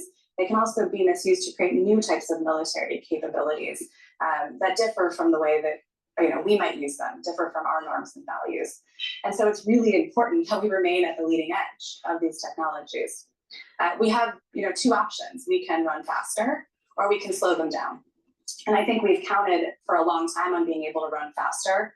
I don't think that remains an option for much longer. And so at the commission, we are looking at policy recommendations for legislators that align with, two buckets. One is strengthening our biotech sector. And a strong biotech sector is a prepared biotech sector, prepared for, what threats may face us, whether that be a naturally occurring pandemic or one that is man-made.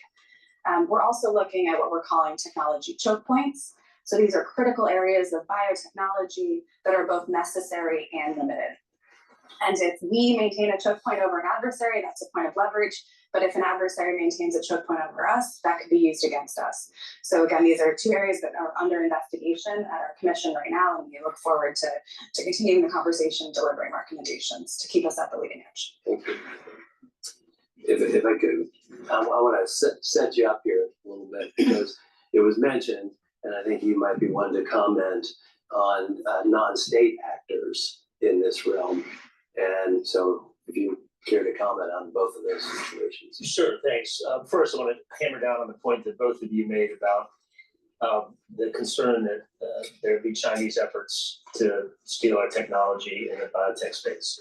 No question.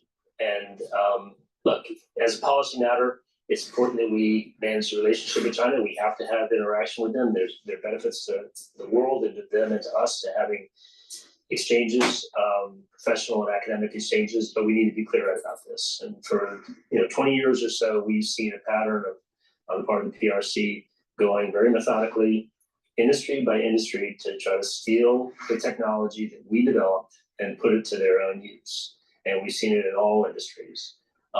Here we have a situation where biotech is now stated policy by the PRC as a pillar of their industrial policy and strategy going forward. Nothing more important to the PRC than developing that technology. Therefore, nothing that they are more motivated to steal than our technology in that area. So we need to be clear about it. I guess we were just meeting yesterday with some Customs and Border Protection folks who were telling stories about finding folks over here who are acting as students in American institutions who are caught stealing technology and who had actually hidden the fact that they're affiliated with the PLA. And that's the kind of thing that happens on a regular basis. So while we need those exchanges, we have to be careful, and we need to take the intelligence that we have and others in the intelligence community have, and make sure that it's fused with security measures, cybersecurity measures out in the private sector that can prevent that kind of theft. On the irregular actors, you make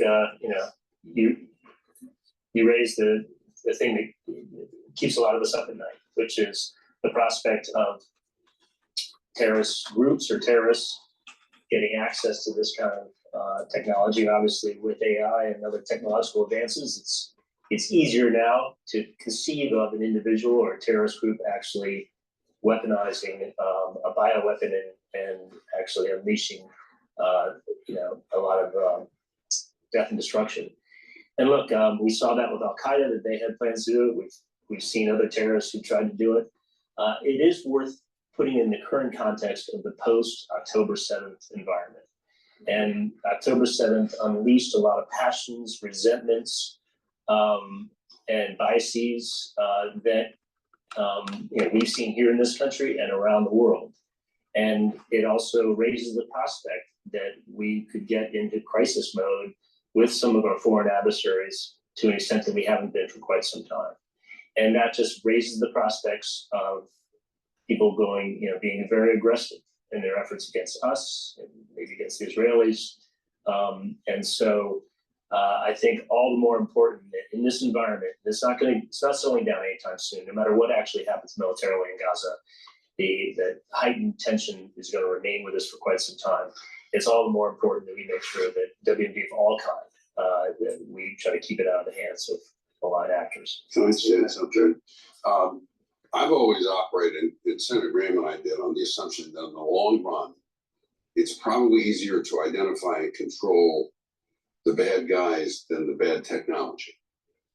I don't know if that's still true. I know you all are working, and you mentioned the bottlenecks, and there are leverage points, and it would be great if you can identify them and we could control them. The second point is, I hope that particularly the intel community, that we don't overlook the simple threats.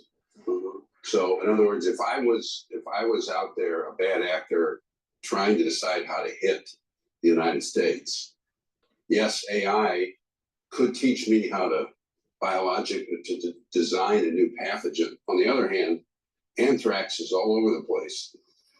Easy to isolate, fairly easy to weaponize, easy to transport. And in fact, DHS did a model on anthrax like 10, 12 years ago and releasing it. So we have to stay after the bad guys. Because there are ways, even if they don't use real sophisticated technology, for them to hit us.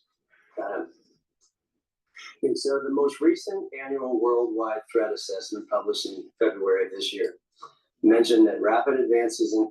Before we continue on with the panel, please go to my store, the-studio-reykjavik.com. The link is in the description of this video, and get the structural nano silver liquids that I have. I have this one in a 30 ppm.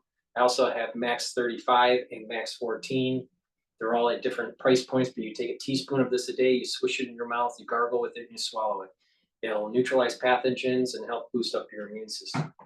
I also have these applicators, so you can easily transport in your bag the liquid in either a nasal spray, a dropper, or a spritzer. You can also spray surfaces to help neutralize the surface, but you can spray in the back of your mouth. Or the back of your throat, a dropper, so you can put it in your mouth, and then also a nasal spray. So please go to the store and get the applicator set so you can easily transport the liquids in your bag if you're traveling or going to work. But it's important to do it every day. I take a teaspoon of it every day. If you're not feeling well, take a tablespoon or two a day. Technology could lead to novel biological weapons, and the development of such weapons could complicate, obviously, detection, attribution, and treatment. Treatment is one thing I'd like to see us focus on as much as anything else. But you know, surveillance varies. Let's just talk about viruses in particular. Surveillance of nature is different from surveillance of lab work. Somewhere else, especially in a foreign lab or a Chinese-owned lab in California, or a Russian lab in the middle of Siberia, perhaps. So those are things we have to worry about. So how can we, either on our own or working with our allies and partners, especially, develop greater visibility into our adversaries' capabilities? Yeah, I can take the first step of that. I think this actually ties to a lot of what we've been talking about as far as lessons we've learned post-COVID.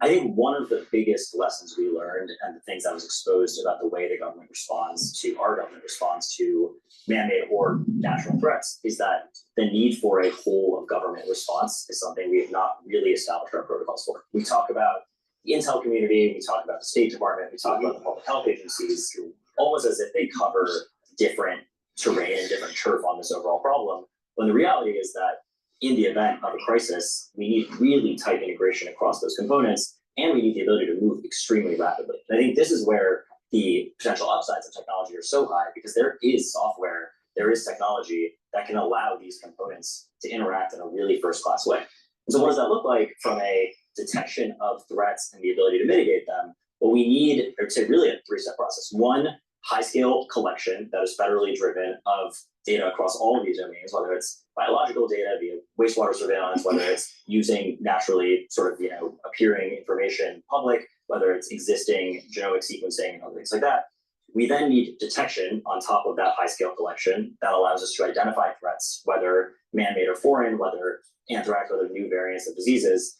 And then critically, we need response. And I think this is the other component that has been so lacking, which is once you identify a potential threat or a new variant, what does that actually trigger in our either government systems or in our private sector? The thing is that when you're building these systems out and have agencies responding to quote, bio threats, either natural or man-made, through, let's say, water waste surveillance, but you're not seeing at the CDC level increased prevalence of a particular disease, you're not seeing clinical relevance, then there's no reason to act. So I haven't seen this video, so maybe he'll bring it up. But the thing is that just because it's in the wastewater doesn't mean it's clinically relevant. All right. So you detect something that may be man-made, but it's not working. All right, big deal. It's not clinically relevant. There has to be a threshold of the number of incidences where you're starting to see hospitalizations go up, You're starting to see, certain types of pathologies, either respiratory or intestinal issues that would lead to a group to be formed or lead to activate a group where it's now a warning. It's kind of similar to, let's say, a storm, all right? You have a weather depression, and then, it may be a warning for thunderstorms, and then a warning for a hurricane, category 1 or 2 or 3. So it needs to be a level of worry, right? Just because it's in the wastewater doesn't mean anything. Polio in the wastewater doesn't mean clinical relevance. There needs to be other data. Just because a PCR tests positive doesn't mean it's clinically relevant. Other modalities of diagnostics, other modalities to determine a disease progression is needed, not just a one thing situation, right? And that way, so it's really important. It's really important not to do a knee-jerk have a system that does a knee-jerk reaction just because there's something new in the wastewater. Doesn't mean it is clinically relevant. And in a lot of cases, there's a robustness in nature where it's not going to be clinically relevant. But in these rarer cases, especially if it's a natural phenomenon, in these rare cases, it may be very problematic. All right. But, man-made, depending on other intelligence, do we have a bad actor out there that's signaling that they're going to take out, parts of America? And you're starting to see a wastewater new pathogen popping up. That may be problematic, and it moves from don't worry to maybe moderate worry. You can kind of see this scale of worry, this spectrum of worry with the highly pathogenic H5N1. Even though for the average citizen it's super low in the United States to contract it. It's even low for people that work on farms to contract it. So, just because it's happening doesn't mean that it's gonna spread out. So you have to have a system in place that says, okay, this is low risk, super low risk, don't worry about it, moderate, high level risk, or super high level risk. There needs to be a situation, and make sure there's guardrails that you're not worrying the public and causing economic damage because of a knee-jerk reaction. That's the problem that I have with government, over surveillance. But biosurveillance is here now. Post 2020 crisis, biosurveillance, water treatment, PCRing, advances in this is it's happening, but it doesn't mean that it's clinically relevant. You need other data like hospitalizations or what sort of prevalence of certain types of diseases are popping up. Are pneumonias popping up? Are intestinal diseases starting to pop up? What's happening? What's happening at the clinical level, and what's happening at the biosurveillance level? Because it may not be clinically relevant. What kind of policy guidance, what kind of research is immediately activated, and how can we tighten the feedback loops between the collection, the detection, and the response to be as rapid as possible? Because I think something we've learned is that the time to do that is not going to be on the scale of years or even months. It is going to operate on the scale of days or hours for us to really mitigate these threats in a first-class way. So I think, that is where private sector, public sector, cross-agency approach has to come together for us to be able to really get ahead of any crisis, any biological threat, whether it is natural or man-made. And I think that approach really has to be a whole government central to technology in being able to navigate these problems. Yeah, I appreciate that, and the whole of government. And a couple of things, and anyone can comment on this, when we talk about, I mentioned the question, like with our allies. So if we develop technology for early detection. Pandemic went rapidly around the world. So the earlier something can be detected, it may be in Europe. And so we want our allies in Europe, I guess, to be able to have those technologies. I think that's what you're 100%. No, I think that's actually spot on. It is a place we explicitly are not succeeding right now, where early, I mean, even using COVID still, detection of variants right now across the world, we are largely sharing with our allies and vice versa through the open internet. And that is not the level of sophistication we have in our intelligence sharing in the DoD or in the IC, right? We have 5I, we have real protocol, we have real doctrine around how our intelligence agencies can share threat information with one another. We don't have anything like that for biological threats or for biological data in the first place. And so investing in, you're exactly right, not just a whole government, but across our allied nations, a real infrastructure that leverages the technology we have to share that information, detect threats, and be able to unilaterally make decisions across that ecosystem is absolutely critical. You mentioned public-private partnership. I wonder if anybody wants to talk about the advantages of that and where we can do better in that regard. I think, I'm sorry. I think if we don't do that, there's just no way to succeed. Yeah, and this is not, this security enterprise is not like the Cold War, where there was basically one buyer, the government, and basically the Department of Defense. And so over time, a dozen or so prime contractors developed, and they learned, because they had the one buyer, how to work through the procurement processes of the government. And the DoD did not really have to adjust to them. They adjusted to the DoD. Well, all this research we need now is dual use. An enormous part of the ecosystem is, and there's a lot of funding, that's good, is privately funded. And actors who I think would be perfectly willing to work with the government and would like to help with this enterprise. I mean, they're humane people, but their culture and their incentives within that part of the market is very different from the government. And so I think one of the things, this is one of the things I was going to recommend to you, is to constantly work on the executive branch agencies know they need to do this, but to get them to work on being innovative rather than incremental. That was a recommendation of the Lieberman Ridge panel, and to be willing to take risks. I testified before Seth Moulton's committee or subcommittee a couple of years ago, and I said, the message to the bureaucrats ought to be, look, if everything you do is succeeding, you're not trying enough. Yeah. Because their attitude, I can understand it. I've sat in these hearings, you've sat in these hearings. We try something and it fails, they're going to hang us up by the thumbs. And so I think the highest levels of political authority, to include the Congress, need to send the message. No, we don't want to do anything foolish. And then I think if we send out the right signals, then the private sector will be incentivized to overcome the obstacles. Yeah. I think that's exactly right.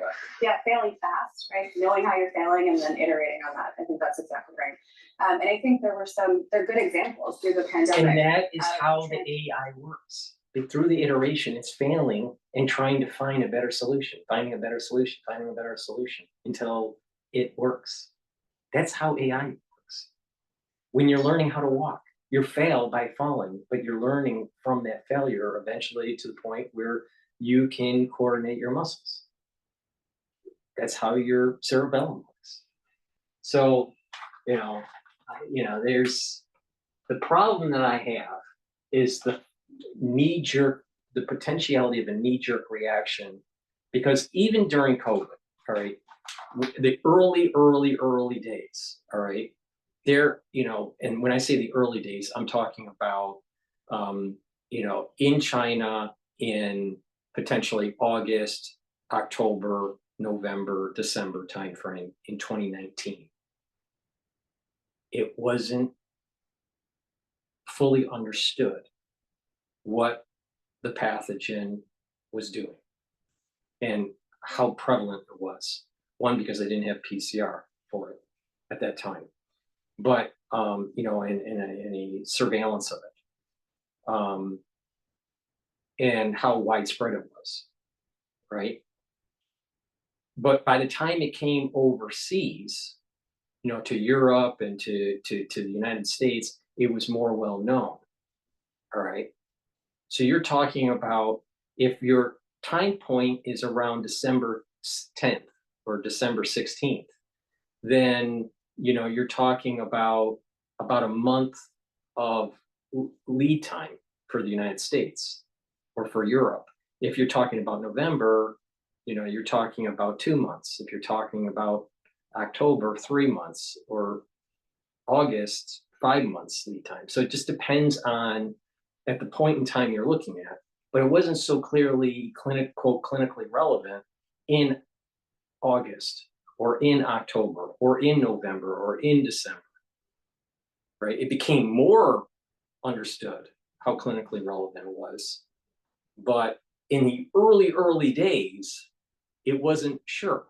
So you don't want to need, if you have a system in place where there's some sort of surveillance of something new, right? Some novel thing, man-made or naturally made, you don't know the clinical relevance until the clinical relevant data comes in. Then you can activate. Because, all right, you activate, what do? All right, you shut down the economy for something that is benign and doesn't have clinical relevance. Well, you know, see, you have to have other data points that come in. And that's what the CDC is doing, right? So I'm just concerned, and it's coming from someone that's younger, so it doesn't have as much wisdom, you know.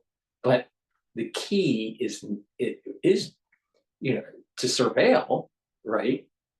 See what's happening in the environment, see what's happening there. But there needs to be other data points, because you're going to see polio in the wastewater, but it doesn't mean it's clinically relevant. Because you know, people get exposed to polio. I mean, even though it's quote eradicated pretty much in the United States, all right, through its inoculation program, polio still exists in the water, in the environment. People contract polio, all right. They ingest polio, and usually it just goes through the body.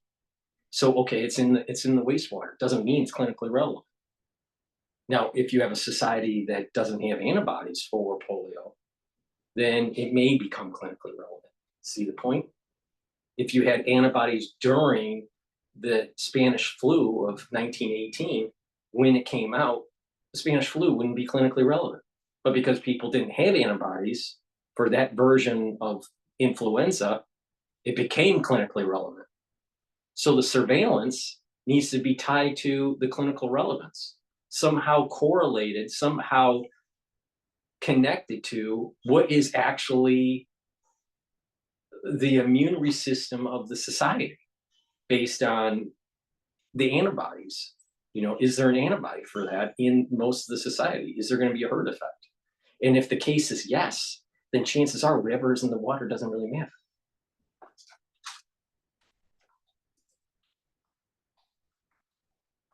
Investments, right? Not just basic research, not just R&D, but actually getting these products from lab to market in a way that wasn't possible before. We had things like mRNA technology that had been funded for decades, right? But were never really ready for prime time. And through these public-private partnerships, that technology became mass produced, reviewed, was determined to be safe and effective. And now researchers are looking at mRNA technology for treatments of entirely new things like cancer. That's really exciting. It's a good news story. And it shows the power of these public-private partnerships that took risks, right, that and then invested in translational work. And we're not going to know what we need before we need it, right? And so these relationships need to be there in advance. The companies need to understand how they fit into the ecosystem. And whether that's a vaccine for a pandemic that is coming, or a supply chain shock that prevents our ability to source a critical chemical from China, biotech could be the solution to both of these problems. But right now, these companies are not oriented towards our defense supply chain. They don't understand necessarily how they fit, or they don't know the demand signals. Yeah. And so that's really important for the government to be able to communicate early, communicate often, and be able to create, those and coordinate, clear, consistent, which means the more of these integrating apparatus you can create within the executive branch, like the Bio Steering Committee that we have now, or the National Biosurveillance Integration Center, where all the agencies, I think we're set you and the executive branch are setting the architecture up, but the question is it working? I would even add that for truly innovative companies, particularly in technology, which is the world I come from, we've made it incredibly challenging to work with the government. The amount of regulation, the amount of process that is required to be in a place where you can actually land a government contract is enormous. And I say this with the privilege of an organization that invested in this for 15 years before the majority of Silicon Valley did. And so us really widening the tent of how software companies and technology companies and biotechnology companies can interact with and sell to the government and not need to have invested in a 50-person organization that only navigates federal legislation or regulations and contracting law. We're really working with the government to make sure that that path is as easy as possible, while still ensuring that all of the security and regulation that needs to be upheld is upheld is so important. I think we're thinking a lot about the investments we've made over the last 20 years to be able to sell our own software and what it looks like to broaden that to the private sector more broadly, so that they can leverage the investments we've made in accreditations and in security to really be able to focus on building differentiated biotechnology and technology offerings and get those inside the government. We have found that that is hopefully scalable, and that there's a lot of opportunity there for the broader private sector and technology industry to be part of the way the government solves these problems. But I think it's more than just the orientation towards the defense. It's also about the incentives for being able to generate, sort of being able to do well and do good all at once. I think Operation Warp Speed was an example of the government engaging with the private sector and being able to do something quickly, but also saw within our own communities, from the medical side, war is war, and that doesn't mean civilians are exempt. And with the pandemic, civilians obviously are not exempt. Everybody's engaged, and that we saw communities now developing what would be a quick reaction force. We're going to set up hospital in the convention center. All these types of things that we should be engaging and promoting on a local level, no matter what the problem may be. And I think that's something that we should be promoting too, is having our communities ready for something like that. If you look at the history of pandemics pre modern medicine, all right.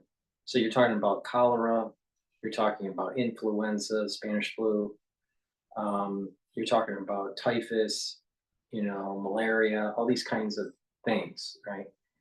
Especially with the 1918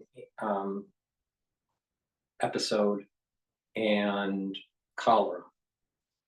You have epicurves where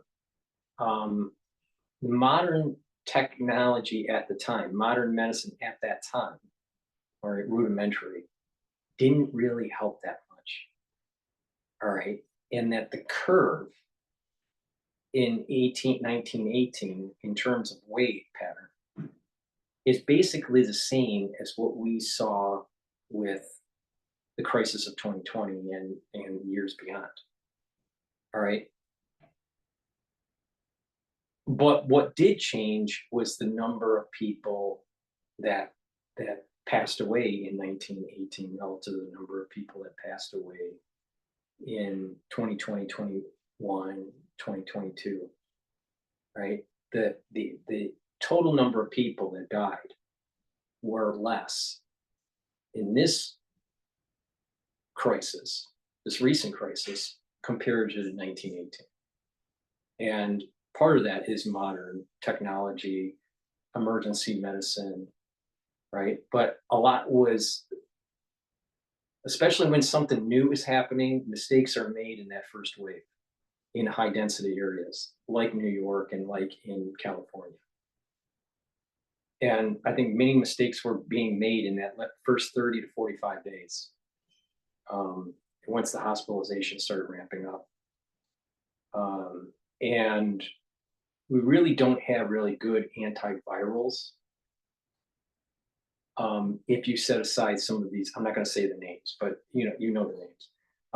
Other than some of these other parasitic therapies, right? I'm trying to keep this video up, so you know what those therapies are. if you put those aside, there weren't really good antivirals that were developed or were on the shelf to really mitigate the 2020 crisis. So the society had to start building antibodies, either naturally or through inoculation, to be able to keep it at bay. Now we're at a point where there's so much cross-reactivity because of the antibodies in the society that I'm not very worried about really a resurgence of COVID-19, right? It's going to be in waves that are very similar to, let's say, influenza, where in most cases it's just going to be, somewhat benign. But in other cases, if you have other ailments, it may not be benign. But that's because the society has now built up a resistance to it. We have antibodies in the population. So, but the point I'm making is that, we didn't learn even with all this modern technology, the curves and the waves in the world were very similar. The difference is the magnitude of the wave. The magnitude of the wave was less in the current or the contemporary crisis versus, let's say, the 1918 crisis. So I think that's important to keep in mind here.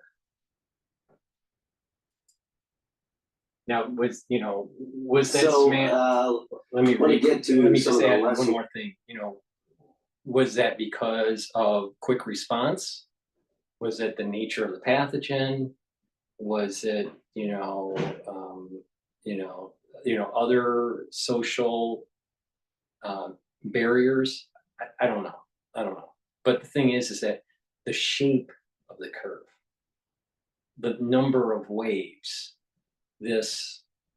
a large wave and then even a larger wave and then this harmonic dissipation, that was very similar. There's a lot of similarities. Even sociologically, there were similarities during 1918 and the crisis in 2020 in terms of masking and people's interaction in different areas of the world.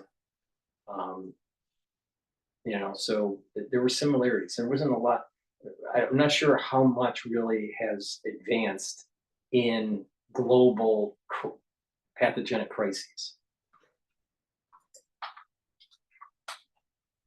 I guess, and what should we be learning, or have we learned by now, from the COVID-19 pandemic regarding our approach to biosecurity and preparedness to address the broad range of biological threats we face? You were talking about mRNA technology. What I heard early on as well, we sequence the virus and we make a cassette, plug it in, and it tells us what to produce, right? But there's a broad range of various things. So any thoughts on that approach to preparedness across the broad range of threats that may be out there? Yeah. I can start. So for the lens that the commission is looking at this issue, we're specifically looking at how emerging technologies are changing this landscape. And we mentioned some of the potential uses of AI and biotechnology to biodefense. And you look at every step in the process of responding to a threat and how artificial intelligence and biotech can change that landscape. Really, the next response could be assisted or made better through that convergent technology. Everything from detection, we talked a little bit about biosurveillance, to scaling up, designing a new therapeutic or countermeasure, then scaling that up, being able to test that in clinical trials, and then being able to distribute that effectively. All of those aspects include largest amount of data, right? And in order to sift through that data and find signal and noise, artificial intelligence, is the way to do that. And so one of the lessons we've learned is how critical these tools are for us, and the mastery of them is essential to be able to be prepared for whatever we may face. Just one example, because I think it helps to center this into something tangible, is researchers at Harvard Medical School and University of Oxford are using what's called a biological design tool, or an AI model that's trained on biological information, in this case, viral sequence and structure. And in doing so, they're able to predict the next variant that might be coming before it enters the scene. So you talk about trying to get left of boom, right? That's really exciting. You think about being able to share that information with developers of countermeasures and prepare, for therapeutics and vaccines before you even see something, hit the world. So any technology that enables us to keep doing that, that's exciting for me, and where I think we need to focus a lot of our work and investments. But here's the problem. Even if it's something- Here's the problem. Listen, here's the problem. All right. You may have a system that can predict, let's say, a possible variant, the next variant of a pathogen. All right. But just because you can predict that doesn't mean that you're going to be able, you can test out in the laboratory. Maybe you have antiviral therapeutics that are not vaccine related, but antivirals to see if it would work towards it. If you had monoclonal antibodies, if they would work towards it, you can build a monoclonal antibody stockpile, right? If you're worried about that kind of variant, right? But you would still, in the case of repurposing antivirals, you wouldn't be doing some sort of clinical test, right? But if you're creating a new monoclonal antibody, because this variant escapes other monoclonal antibodies, then you would have to do clinical trials, right? And that's going to take time, right? And the potentiality of hiding information, because the threat is so large, but let's say the monoclonal antibody doesn't work very well. With this new let's say the current one doesn't work very well against the variant, or even a new monoclonal antibody doesn't work very well for whatever reason, right? Most likely a new monoclonal antibody would help, right? But a new monoclonal antibody has to go through clinical trials, right? So you still need a runway, right? And so it gets in silico, but you still have to test it. And now you're talking about development of a monoclonal antibody through thorough testing. You're talking about 2 to 3 years. If you want to have an emergency provision in place, then it would be much quicker. See, this is the point I'm making, is that the regulatory framework is what prevents something new to get to the market to be used. It's not the science, it's the regulatory framework. But the regulatory framework is designed to help reduce adverse side effects. So you kind of need the regulatory framework, right? But it runs counter to actually quick response to a bio threat, right? So that's, there's the rub with this, so just because you can determine what the variant is, okay, you can test antivirals to that variant in vitro and in vivo, maybe animal models. You can test to see if current monoclonals can inhibit that new variant. If it doesn't, you might be able to create new monoclonals, all right, and stockpile for those, and then you're ready. Okay, that's a good first wave approach. But a lot of that is going to be, all right, that's just mathematical prediction that may never happen, right? So, there's a lot of waste, potential waste, but that waste is like an insurance policy. And there's going to be people that make a lot of money and on that side of the fence. But I'm not so sure that it is the best use of our funds. Again, just because there's a mutation doesn't mean that it's going to end up being clinically relevant, especially if it's predicted in silico. Because it may never emerge. And even if it emerges, we're not really sure if it's really, okay, it's a variant. But the best they can do is they think that our immune system would, it will be evasive. This new variant will evade our immune system or our cross reactivity with the current antibodies that we have. That's what, let's say, the in silico experiment is suggesting. All right. Well, that means that you're going to have some sort of inoculation program to be able to protect from that variant. But we don't know if that's really going to happen. So, you know, and then you don't know if you're going to be causing, and I'm sure they're not going to mention, what about the side effects of these things, of the inoculation program? They haven't mentioned one thing about side effects. And that's the part of the problem of fast tracking this stuff. The messenger RNA technology is fast, but not necessarily as safe. But there could be many reasons for that. It could be in the inflammatory response from a lipid nanoparticle. It could have been the particular sequence that was used for the crisis in 2020, because that was designed to touch multiple receptors, so that could cause, you know, multiple clinical pathologies that we're seeing, especially in autopsies. So, you know, it just, there's a lot of problems with fast tracking it and trying to do a prediction of a variant that may escape the immune system. We hear in the news all the time, this new variant for SARS-CoV-2 will have, will evade the immune system, or has the potentiality, or our immune system isn't as strong against it. But it never really, most of those cases, it hasn't really created a problem at a societal level. So we have to be concerned of over-inoculating. This idea of over-inoculating is crazy, and it can be weakening the immune system. And that their prediction, you know, here's the thing, you get a prediction in the model, you think that the immune system is going to evade it, so you're saying, oh, well, we need to inoculate for that particular variant. If it pops up, they inoculate for that particular variant. You have a different antibody, but what happens when your immune system is even weaker now? That leads to the ability of further escape that the machine model didn't predict.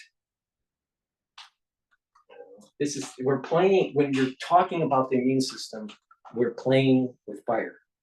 We don't understand it. There's too many feedback loops, and we have too much of a reliance of over-inoculation. And there's a big problem. Seen in nature, it can That's affect right. us to be able to predict what's coming next. I will jump in quickly. I think honestly, I agree very strongly with all of that. The biggest things I think I've already touched on are, one, the whole of government, whole of world response is going to be critical to how we navigate biothreats. Two, rapid integration of the private sector is the way to achieve speed. And what we've seen in a public health emergency or a biothreat response is that speed is of the absolute essence.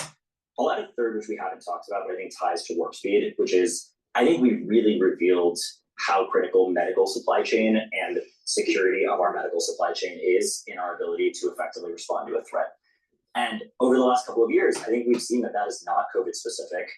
It includes things like the infant formula shortage that happened a couple of years ago. There have been a number of other key shortages in our ability to allocate drugs and get them to the people that need them most. And so having real federal visibility into private sector supply chains and having the levers in place to be able to augment that and increase supply of various medical countermeasures and therapeutics is extremely important in a time of peace, but in a time of war, it's going to be even more important when our systems are really, really stressed. Yeah, just your question about what have we learned from the pandemic, I put it sort of in the continuum of history and sort of go back to DrPaulCottrell, what did we learn from the pandemic? One, don't do gain of function research. Why? Because nefarious actors can either purposely release it or accidentally release it to the public that most likely would have never happened in nature. Two, if you continue on developing these types of gain of function pathogens, you're going to start increasing the chances of instability in the world, economically, socially, and you're weakening the immune system, when you're constantly trying to fight the next bio threat. That's the lesson learned. And then the aftershock of 2020 are, because of the weakening of the immune system, you have cardiovascular disease and myocarditis and intestinal diseases and cancers, cognitive function diseases. So you have a post 2020 crisis pathology now, what I call the post COVID-19 era now that we didn't have pre-COVID-19. Cancer was flat in terms of new incidences. There were around 1.7 to 1.8 million per year in the United States. It jumped over 2 million in a post-COVID era. And climbing. There was an inflection point that took place in 2020. What was that? It was a pathogen and an over-inoculation. That's the lesson learned. Stop making this stuff.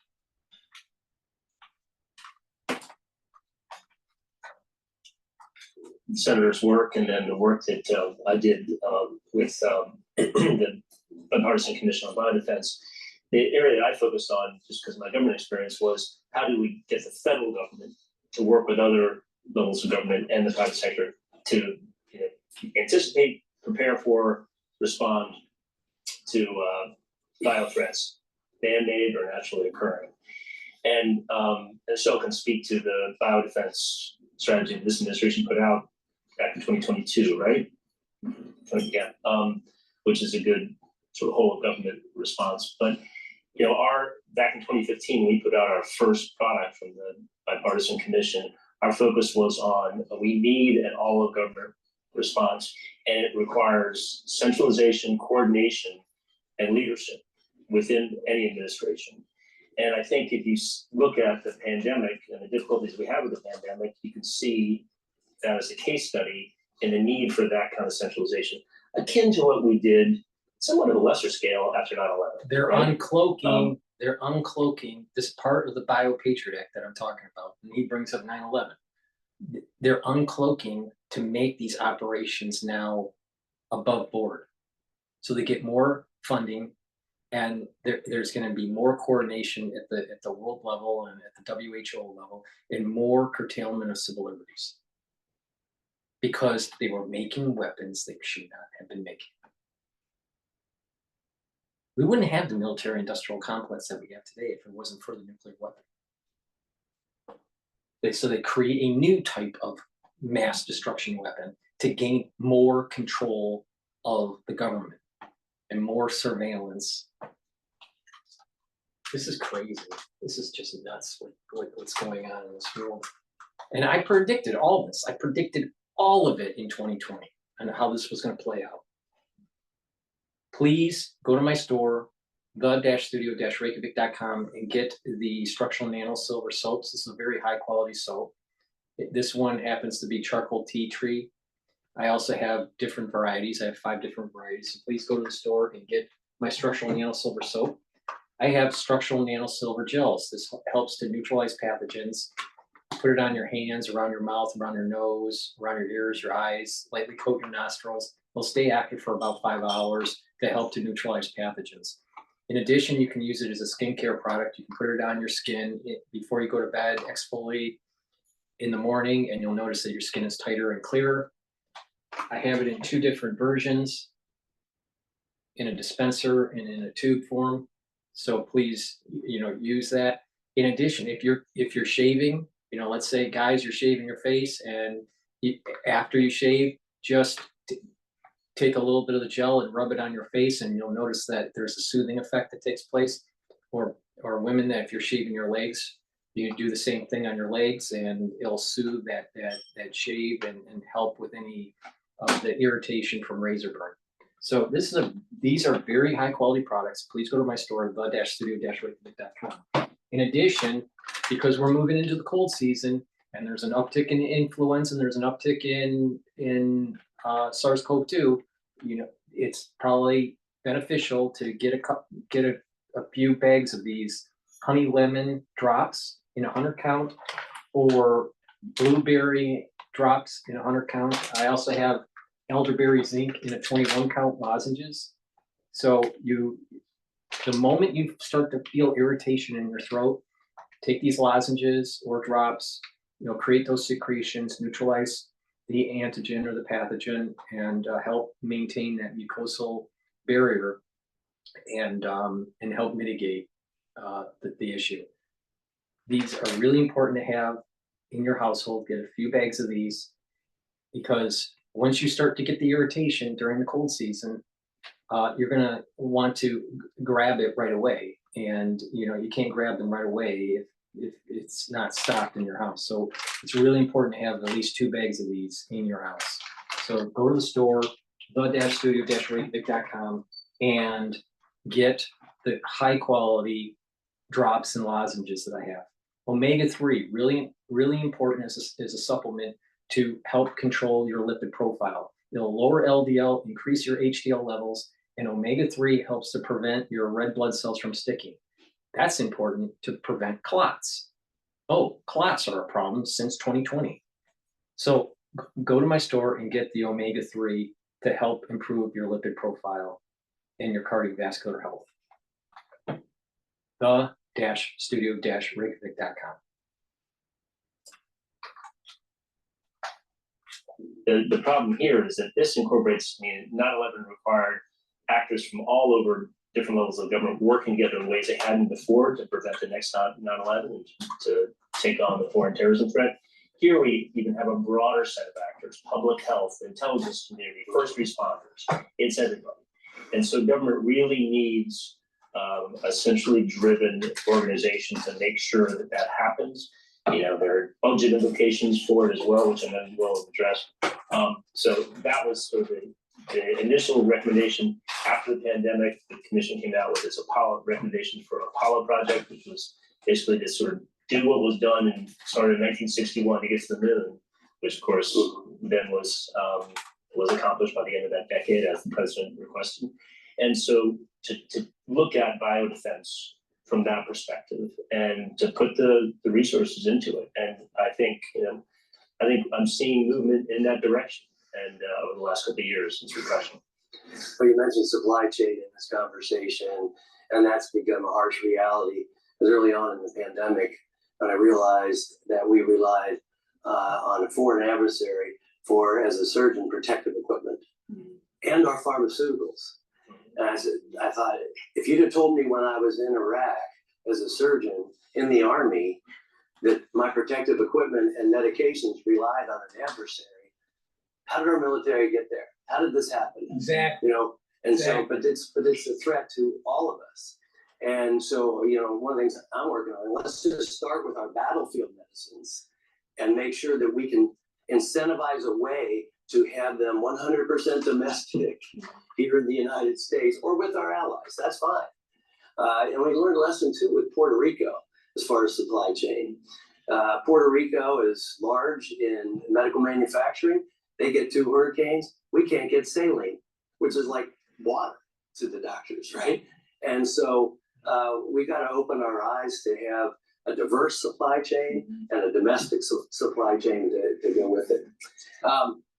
So I think we touched on some of the things that were in my questions through the answers here about deploying medical countermeasures, et cetera. And we've talked about the United States' ability to respond, and I think we've had some really good suggestions here, whole of government, whole of world, or at least whole with our allies, to be able to have a response. It would be nice and ideal if the WHO could function in a way that it's there to serve all of humankind, and every participant was trustable, and everything is verifiable. So I think we need to be working towards that type of a system some way across the globe. But not just our adversary. It also has to be the individuals within our own government, in our own agencies like the NIH, because there were secret things that were happening that were flying under the radar of the supervision and the advisory authority of Congress. Now, because there was the great pandemic of 2020, now they're uncloaking and now they need all this funding and create this biosecurity division and all this apparatus. It's just ballooning out an administrative state. That's what's really happening.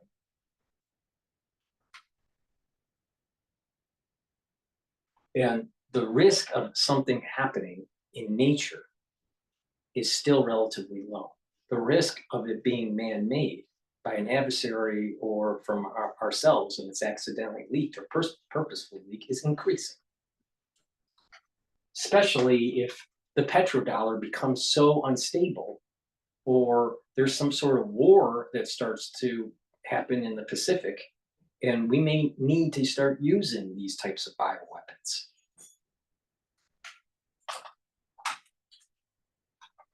If anybody wants to add something to that, please do. But otherwise, I'd like to start to open it up to some questions. If that's good. Yeah, before we do the questions,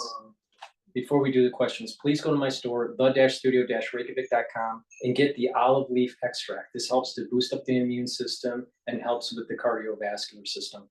How does it help with the cardiovascular system? It'll bring down LDL and increase HDL. And for the immune system, it's bringing down inflammation. By bringing down chronic inflammation, you're going to help with your immune system. This is really important for slowing down the aging process and getting your body to heal. So please go to the store and get the olive leaf extract. It's the-studio-reykjavik.com. And lastly, please go and get the vitamin D3. This is a gene expression cofactor. You need this for proper cellular expression. In addition, it helps to get rid of cells that have been infected through it activates apoptosis, and it will help with absorbing calcium. So please go to the store and get the vitamin D3.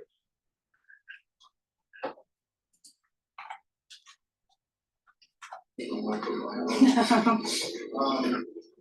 application of epigenetics, the detection and diagnosis, and then potential treatment. Sorry, I'll start again. The application of epigenetics for detection, diagnosis, and treatment by turning on and off genomic markers. What's your assessment of the prospects there? Yeah, so I don't know that I can speak directly to that, but what I can say is we are, as I mentioned before. She probably doesn't know much about epigenetics, even though she's a molecular biologist. I'm telling you, trust me on this. When it comes to the people that you want to follow to boost up your immune system and slow down the aging process, it's not people like her. It's people that actually have walked the walk and actually been doing this for years. And they are people that I will call longevity experts or anti-aging experts. And it's a multiple modality, all right? And it has been found that if you do certain things with your lifestyle and what you eat, and how, the types of foods that you eat, you stay away from processed foods, you want filtered water, you take proper supplementation, you're actually going to slowly switch off aging genes and turn on youthful genes, right? But it's not something that's easy, and it doesn't just snap of a finger. It's a multiple vectored approach.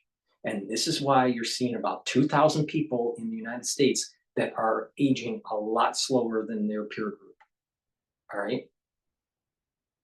You're not gonna see that with the surgeon, the doctor. He doesn't look like he's anti-aging. She doesn't look like she's anti-aging. They don't understand this process. This is why you need to listen to people like myself, because there's a lot of knowledge that has been gained in this field. It's about preventative medicine, it's about changing your lifestyle, and it's about boosting up the immune system. And stop thinking that you need to over-inoculate your body. don't over inoculate your body. Why? Because it weakens the immune system. Or we are at the cusp of a lot of advances here, right? We don't understand everything we need to understand about biology. And so potential treatments, still exist in a lot of different domains and a lot of different applications.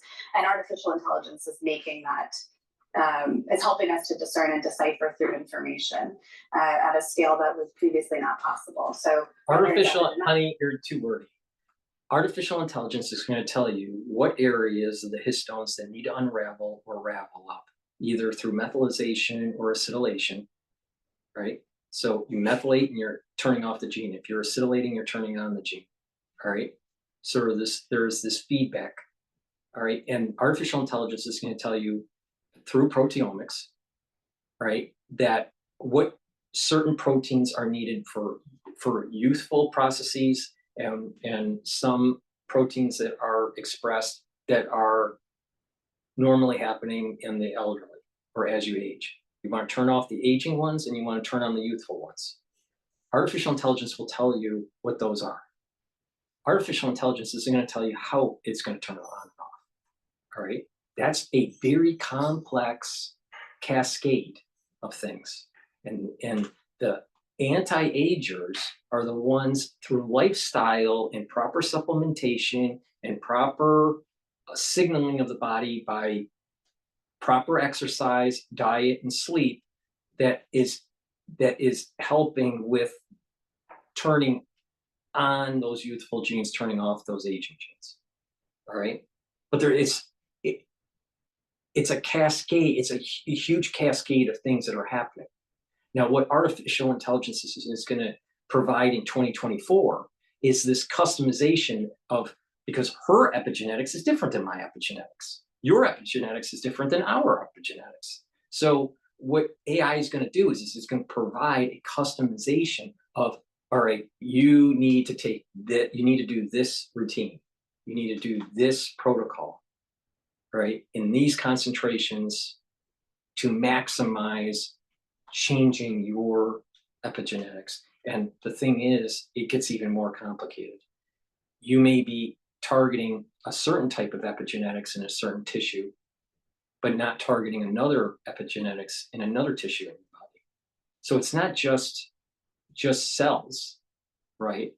It's the tissue.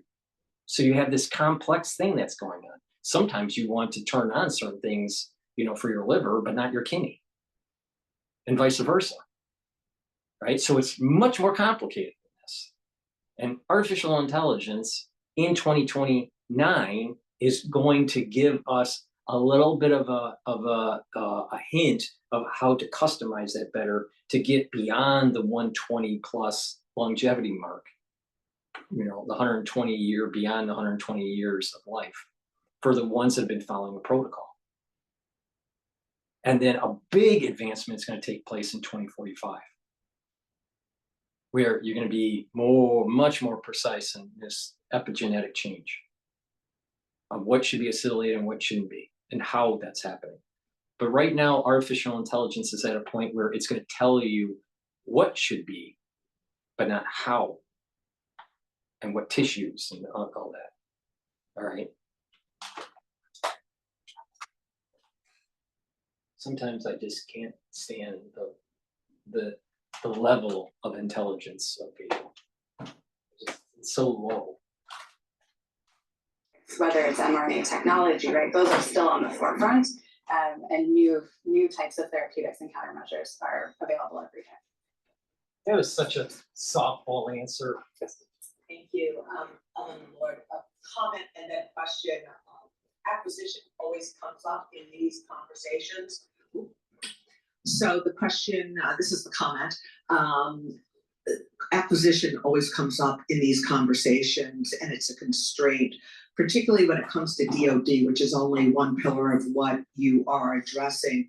I will say that you might want to watch the Planning, Programming, Budgeting, and Execution Commission final report that's coming out on March 6th, which is giving a lot of suggestions how to be more agile in terms of making funding available, and then how to acquire much more agilely. And I think that that could be applied across the whole interagency.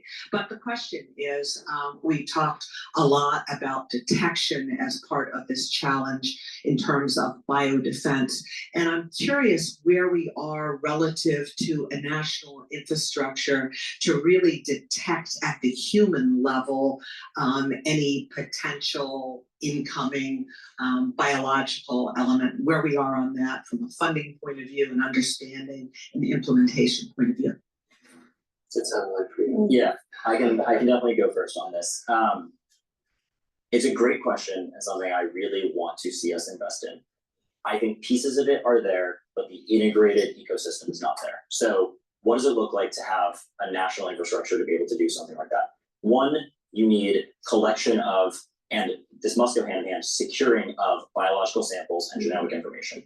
I think CDC has made some strides on this with the way that the Traveler Genomic Sequencing Program works, where they're collecting wastewater off of airplanes. The National Wastewater Surveillance System, NWSS, I'm not sure what the S's are, does something similar around wastewater collection. But I think that is ultimately so small and so limited to 7 airports and a small sampling of where we can do wastewater sequencing to be able to get that information. The second step of it is actually synthesizing that into meaningful insights and being able to then drive public health response. And I think that is where there is a huge drop off in the ability right now for us to use that information in the real day-to-day public health decision making that we need to be able to, not just for issuing policy guidance, but ultimately for driving medical countermeasure development or triggering allocations out of the strategic national stockpile, or really being tightly tied into how our public health ecosystem operationalizes that information. And so I don't know why the video kind of. I think what this is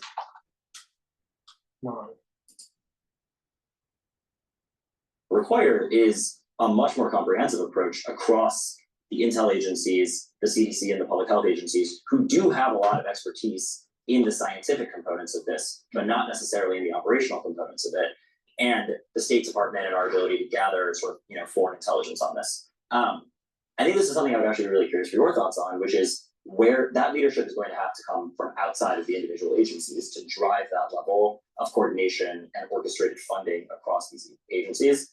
I think the potential is there. I think the private sector has the technology, but actually piecing that together is something uniquely the government is empowered to do. Yeah. And I really want to see us get there. Yeah, I just to add a little bit, I know it's something that we're still discussing where the right leadership is. What about balancing civil liberties and clinical relevance of the data? Compared to an over response by the government. The government shouldn't need to know everything that's going on. 2, not every single pathogen variant is clinically relevant. The problem is that when it does become clinically relevant, do you have enough runway to respond? And I think the reality of this fact is that you're not going to be able to catch it. And you're going to have to respond once it happens. You're going to have a bullet in the blue sky kind of moment, and then you have to react, right? But it's better to maintain civil liberties and to be in a reaction mode in that first wave. But this technology is so fast to be able to get to market, to be able to apply it, that you can mitigate rapidly, the effects. All right, especially if you put it in an emergency provision. Now, yes, there could be pathologies because of the treatment that lead to cancers and cardiovascular disease and all this stuff, right? But that's collateral damage in a war. But the amount of people that actually died from the wave has reduced. But then you have to add in all of the potential loss of life because of these different pathologies that emerged because of the treatment or because of the pathogen, right? But this over integrated will lead to knee-jerk reaction. too young to, and not one of these panels, and even one of these guys are a senator, I thought. Not one of them has said anything about civil liberties. We have to maintain civil liberties first. We have to maintain the idea of consent as a patient first, not keep on giving unfettered access to the national security state.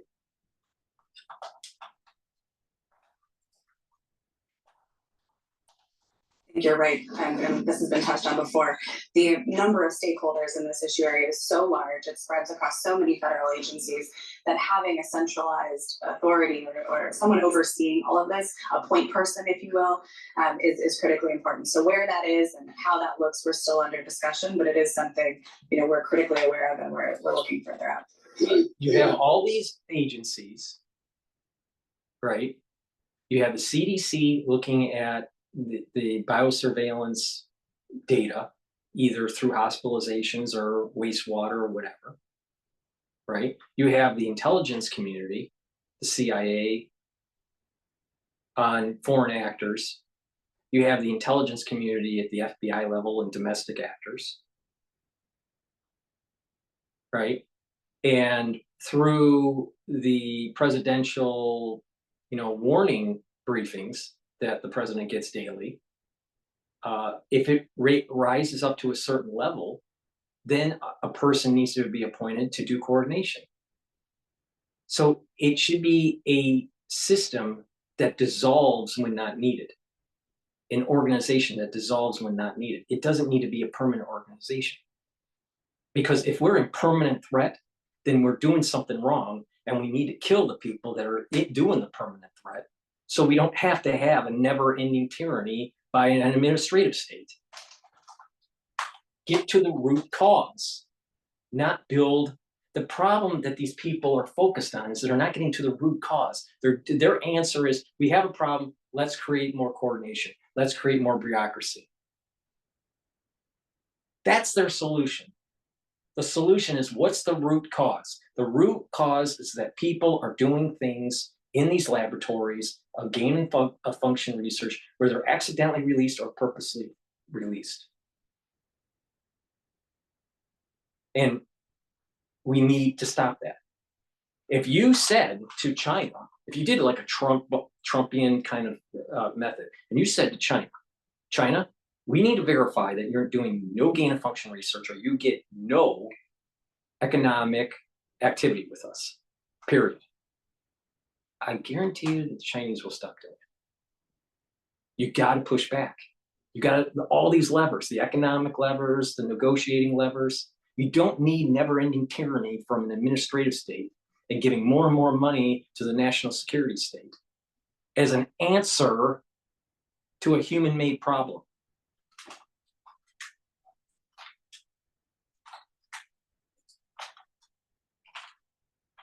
Is at heart, as you know very well, it's a political problem, not in the sense of politics, electoral politics, but in the sense that, you know, our government is obviously very big, and those who've worked in the executive branch know this, the only centralizing node in the executive branch is the office of the presidency. And their bandwidth is simply not big enough. It's the only office that all the agencies respond to is the president, because he or she's the chief executive, right? So what has to happen is we have to develop workarounds that are able to sort of simulate that or create interagency coordination. And it's very difficult because in Washington, the people with the power are the people who control budgets and personnel. And those are— So if you circumvent, think about what he's saying. If you circumvent the president, then now you have an administrative state that is not telling the president what is really going on. There's coordination that's going on within these agencies. If it's a problem, it should be elevated to the president. If the president, who is duly elected by the people, the will of the people, all right, thinks that it's a problem, then he's going to put someone in charge to coordinate through the agencies. If he doesn't think it's a problem, then that's not going to happen. Now, what he thinks is a problem or she thinks is a problem Could be from a biological nature, from an adversary, geopolitical nature. It could be even a problem politically or economically. Now, all these things have to be weighed in. But when you have these agencies coordinating and not coordinating with the presidency, I think that's problematic. And that's how, quote, the deep state works, and how circumvents, and how presidents said, hey, I don't like what's going on, but I don't know who to fire because of all this communication and bureaucracy at all these different agency levels. This is how black ops can work. This is how Oliver North happened with the whole Iran-Contra. You can just do things black ops. And if you're with the right people that are willing to keep secrets, it keeps on moving. You got to truncate. The answer isn't more coordination. The answer is more efficient agencies. And efficiency doesn't necessarily correlate with more people. We need to truncate the number of people that are in these agencies. We need to stop the scope creep of these agencies and be able to respond in crises. But it doesn't mean that you have a lot of people sitting on their hands waiting for a crisis to happen. There's nothing wrong with organizations developing out because of a need, an emergency need, and then dissolving after that need happens. The military does it all the time. There's a war and it creates all this, all this infrastructure and communication and all this, and then after the war, it takes it back, right? So this is the kind of thing. We need to view this biosecurity to prevent an overreaction of a national security state, to prevent the overreach of an administrative state, and to prevent the loss of civil liberties. In this domain that we're talking about, it is extremely important to make sure that we do not fund new bureaucracy under this BioPatriot Act. We're going to lose our constitutional freedoms. There's going to be more bureaucracy. There's going to be more black ops. There's going to be more things that happen in the world, and the presidency is going to be out of the loop.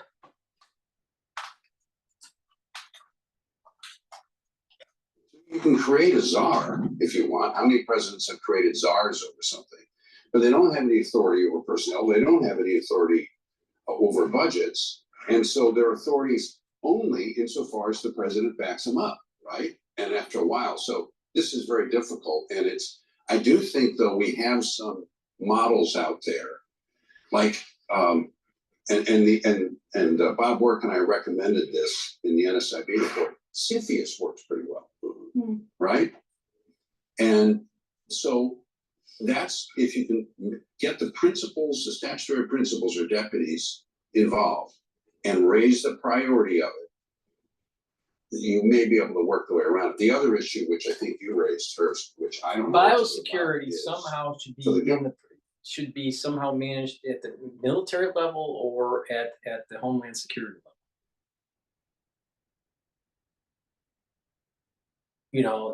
So I'm not, and somehow it's like the CDC working with the Homeland Security, and the Homeland Security is working with the Department of Defense and the Department of, so the nodes are there. You don't need to build new structures. The nodes are there. The problem is that the people that are in office are incompetent. So stop putting people in office that are incompetent. Is it the organization, Senator, or is it the incompetency of the ones that are running the departments? To make all these decisions, it has to itself have the necessary expertise. Yeah. And this is we don't have, that's not resident in these agencies, just in the intel. What you know, you got Intel people, but not necessarily AI experts, right? I mean, it's hard to accumulate that kind of expertise. Senator, just 2 fingers on that, because it's up. See, he's mixing apples and oranges. There's artificial intelligence issues, right? In cyber warfare and in biological work. We're talking about here biosafety. All right. So it's not so much the AI, it's the ability to make stuff that can hurt you. So why is AI a problem? Follow my logic. Why is AI a problem in biosecurity? Because it can speed up the advancement of creating new pathogens. Why does it speed up the process to create new pathogens? It runs simulations at a very fast rate in the computer that increases the probability that a certain sequence would work as a bioweapon. Why does that work? Why is that sequence problematic as a bioweapon? Because it can be made easily and it can be attached to certain receptors in the body. So it's not artificial intelligence isn't the issue. It's not that. It's the people making the weapon. The intelligence agencies is really good at finding people that make stuff that shouldn't be making it and killing them if they're a foreign actor. So the issue isn't so much the artificial intelligence. Artificial intelligence speeds up the process, but that's not really the issue. The issue is that it's about actors that can create these things that can cause havoc in our society, in our economies. So we have to stop the actors. This is the reason why that there needs to be a moratorium in gain-of-function research. That'll never happen, but that's what needs to happen. You stop the gain-of-function research and you're reducing radically the chances of this happening accidentally or on purpose. But the problem is that you couldn't have actors that are flying underneath the radar and stuff. You know, kind of like a lone wolf cells. That we're looking deeply at the commission. One of our areas of focus is what we're calling bioliteracy. And so how do you improve the understanding of not only the general public, but also of our policymakers in biotechnology and in associated technology. So this is something that we're thinking very deeply about. We understand that what you just described, right? It makes it very difficult to grapple with these issues without that expertise. And so we're looking at things like boot camps, that bring some of this technology to our policymakers and how that could be operationalized. So just to highlight what the Senator mentioned about the reality that the one coordinating mechanism within the government is the Office of the Presidency, and you've got the interagency process, and there is a bandwidth issue there. But that's a very real concern. And you're trying to pull together agencies that have disparate missions and get them to focus on one mission and focus the resources and the people on one mission. And in fact, when we wrestled with this issue in the Bipartisan Commission on Biodefense, we came up with a proposal that that authority reside in the Office of the Vice President. And there are a lot of practical problems with that. But part of the reasoning behind that recommendation was just to highlight that issue. That this is the only place where if you have something of absolutely enormous national significance, you're really going to be able to corral all the federal players and move them with expedition, in the direction of the and if objective. it's not working, it's a failure. If it's not working, it's a failure of the executive branch. It's a failure of the presidency. Well, like Truman said, the buck stops with the president. Right? That's where. So this needs to elevate to the president, and then the coordination should happen from that node. It's that simple. The thing is, you got people that are stupid. People that are being elevated to office are stupid. The people that are running these agencies are because of political appointments. They're stupid.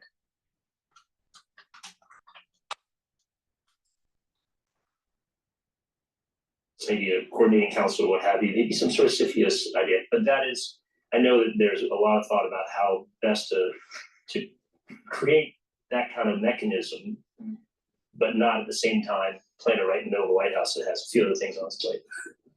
And I will say, within the agencies or looking at the agencies, looking at congressional committees, everyone's kind of siloed.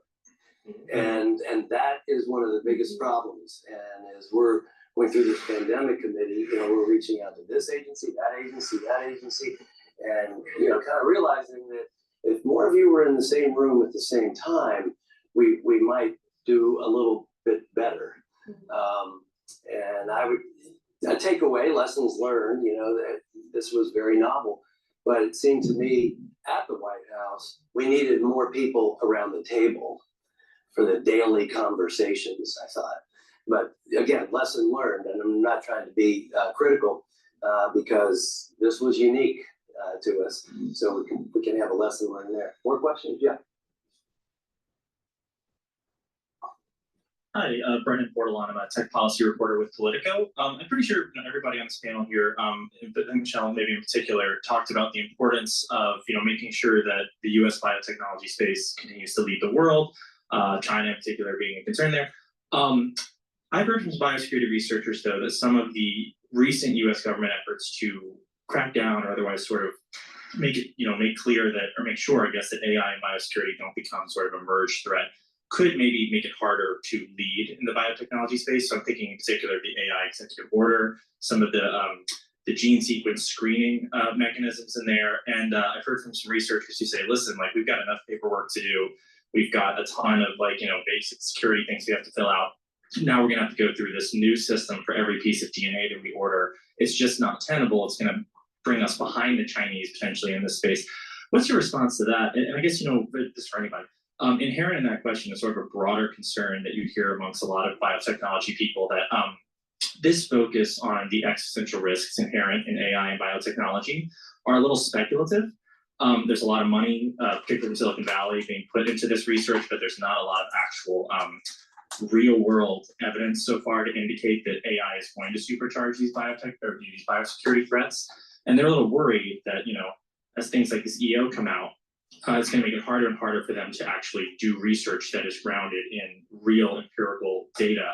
So, specific responses so far with the EO, concerns about that, maybe slowing down biotechnology research, and then the broader concern, if you could speak to that, anybody, about some of the, I think, issues with potentially focusing on existential risk of AI biosecurity with what I've heard is pretty light evidence so far in terms of how these things play out, particularly. Don't do gain of function research, period. If you do gain of function research on pathogens, it's going to cause a problem. The biotechnology that we have today, and it will get even better, we can rapidly come up with solutions in less than 3 weeks. And in some cases, in 15 days.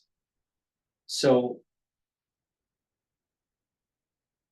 why do we spend all this money and create higher risk of something being released on accident with this gain of function research? I'm against gain of function research, but I'm also against nuclear weapons.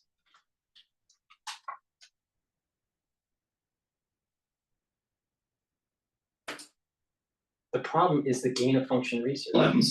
Yeah, I can definitely start with that. So this is something that we're looking closely at the commission, is the intersection of AI and bio, and what policy recommendations we could put forward to address the risks we see. A couple things, to state in framing this discussion. The first is, from my perspective, there are two outcomes that are problematic. One is we don't act, right? We don't mitigate the risk that exists in the potential future for AI and biotechnology to lower the barrier to creation of a bioweapon. The other scenario is that we overact and that we restrict the ability to use these tools. And we've talked about the potential applications of AI biotech for a number of domains, but particularly for pandemic preparedness. If we somehow limit our ability to progress in the advances in the models, in the associated data, if we lose out at the leading edge to our strategic competitors, that is also a risk of which we must be mindful. And so we are looking at recommendations at the commission that would balance mitigating the risk and also ensuring that those that are trying to use the tools for beneficial uses are able to do that. And would love to continue that conversation with folks as we test out different policy proposals there. on the tools themselves. So we're also looking and understand that the risk is not uniform across AI tools, right? And so policy approaches cannot be a one size fits all. Most of the discussion has been around large language models like ChatGPT, which are trained by and large today on existing information from the internet. So it's unlikely, and we haven't seen yet, that these tools are actually providing information that creates something that we've never seen before, right? The unknown that would evade detection, evade attribution, the things. I'm telling you, she is not understanding what you can do with protein folding and being able to do this iterative process to come up with something now. It's not that hard. All you got to do is have some molecular biology training, and it's not that hard.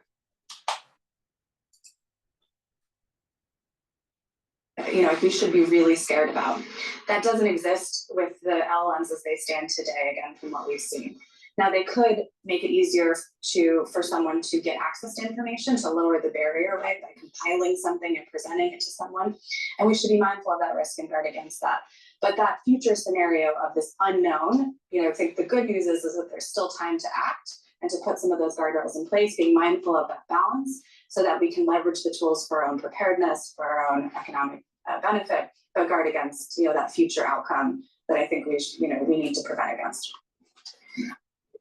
To what extent do you think it would be possible, and maybe you're doing this already, to get groups of people together from the industry sectors and get them to tell you what the best practices are and what the best practices are? Probably right. We are definitely doing that. We're talking to a lot of leading companies in this field and academics to understand, what they intend to use the tools for. What we have researchers and companies that are using not LLMs particularly, but what we call bio-design tools. So AI models that are trained not on natural language or things on the internet, but on biological information. So things like DNA. And they're doing this in order to be able to design new vaccines, new therapeutics, right? To make sense That's of what I'm biology, talking which about we right said there. before. Still very The complex. bio So lots of beneficial uses here, but also the potential, that someone could misuse this information.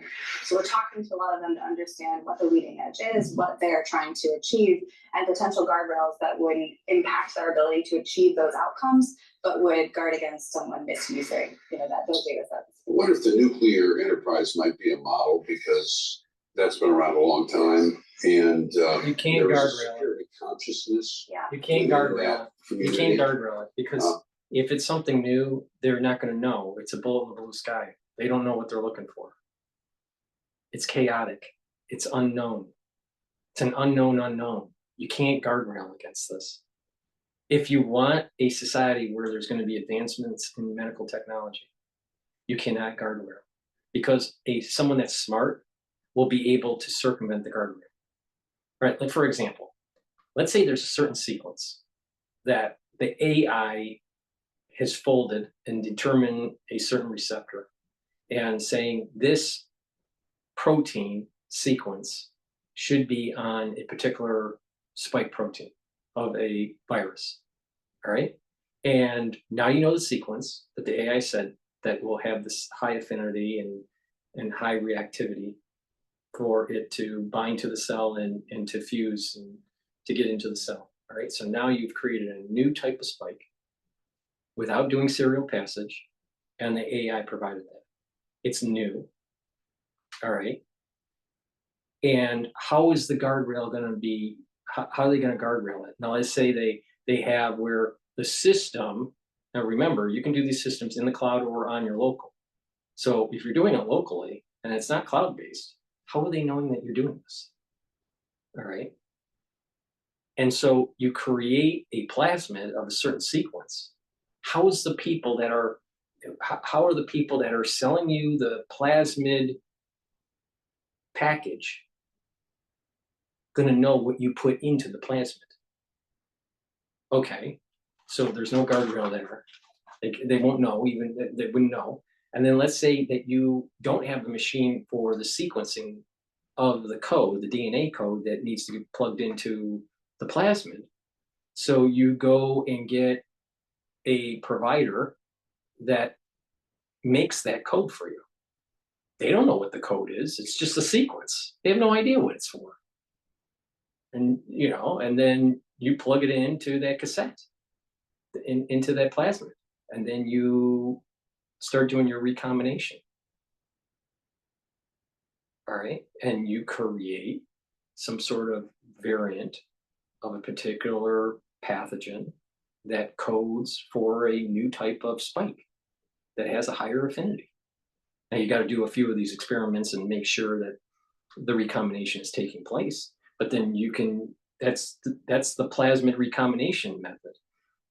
There's other methods where you can have just the sequence of the whole damn genome if you want to do it that way, and then put it in a lipid nanoparticle and put it into a cell, and you know, and with that you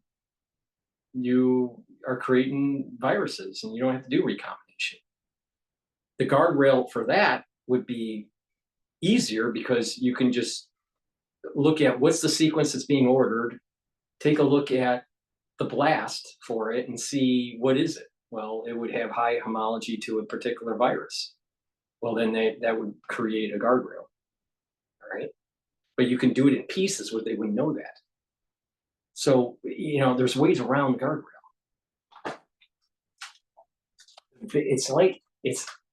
It's like nuclear weapons with a low barrier of entry. You know, nuclear weapons is high barrier of entry because you need a lot of, you know, uranium, and you have to do centrifuges to get, you know, enough concentration of the material, and then you have to have a weapon, you know, device that actually fuses it, and you know, a deployment device and all this stuff. So the barriers of entry are a lot higher. But with this, the barriers of entry are low. Now, if you buy a machine that creates the sequence for you, they would have no idea what you're making. So, you know, in these machines, the barrier of entry for these machines are a lot lower than it was 10 years ago. There's ways around it. And they've worked their way into it so that it really doesn't obstruct. And obviously, it's very difficult sort of field, but I wonder if that wouldn't be a model. Yeah, we're looking, we have looked at nuclear, we're looking at cybersecurity as well, you know, look at, you know, a domain, digital domain where there's a lot of civilian and commercial uses, but there's also the potential, you know, for weaponization of that technology. So I think there are good practices from other sectors that we can put into play here. And again, it's just achieving that balance in my mind. One of the comments I made to Ken before we came out here is that you always have to be wary of the bad actors, right?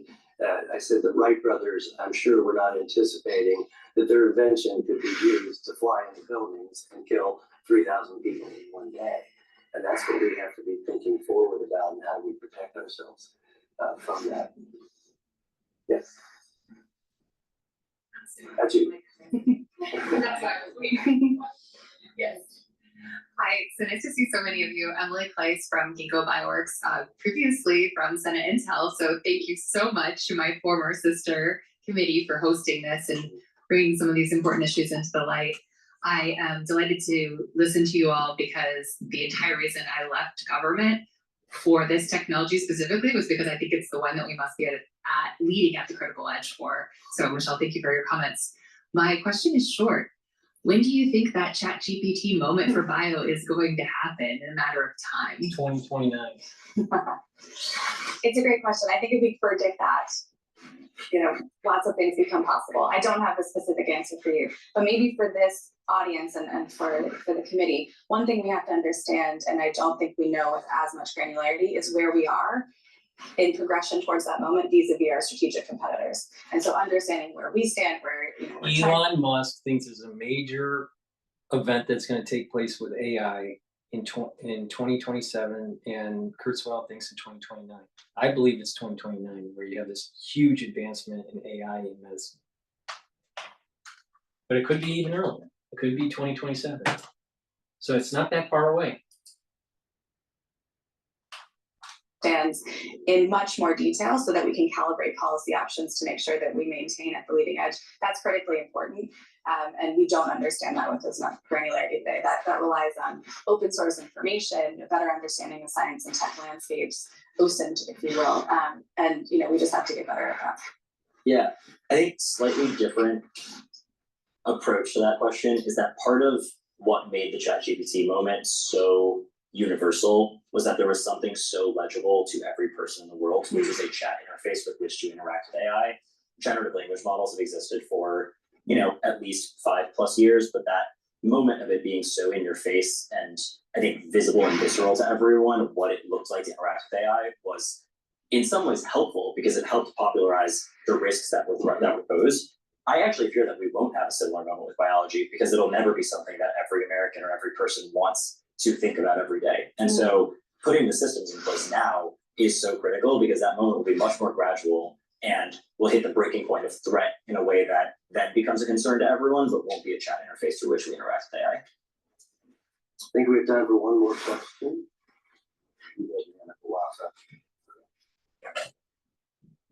To stand on this idea of infrastructure, and we talk about identification discovery, but I think one of the big things is also our ability to produce, right? Production.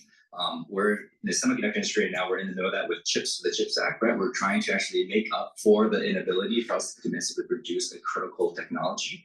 Hearing the discussion, it seems like we are kind of already thinking about this now, but how do we make sure that our U.S. domestic biomanufacturing infrastructure is there so that we don't need a chips for bio act 10 years from now, right? And then we're not making decisions of do we fund old, state of the past technology, but we're actually funding state of the future type technologies. Can I take a stab at that one? Because you talk about the CHIPS Act. I really wanted the CHIPS Act to be more broad as far as implementation for whatever national security risk we identify, as opposed to the one that is very specific. So that if we identify that as a nation and Congress and the White House agree, then we go ahead with a plan to do that.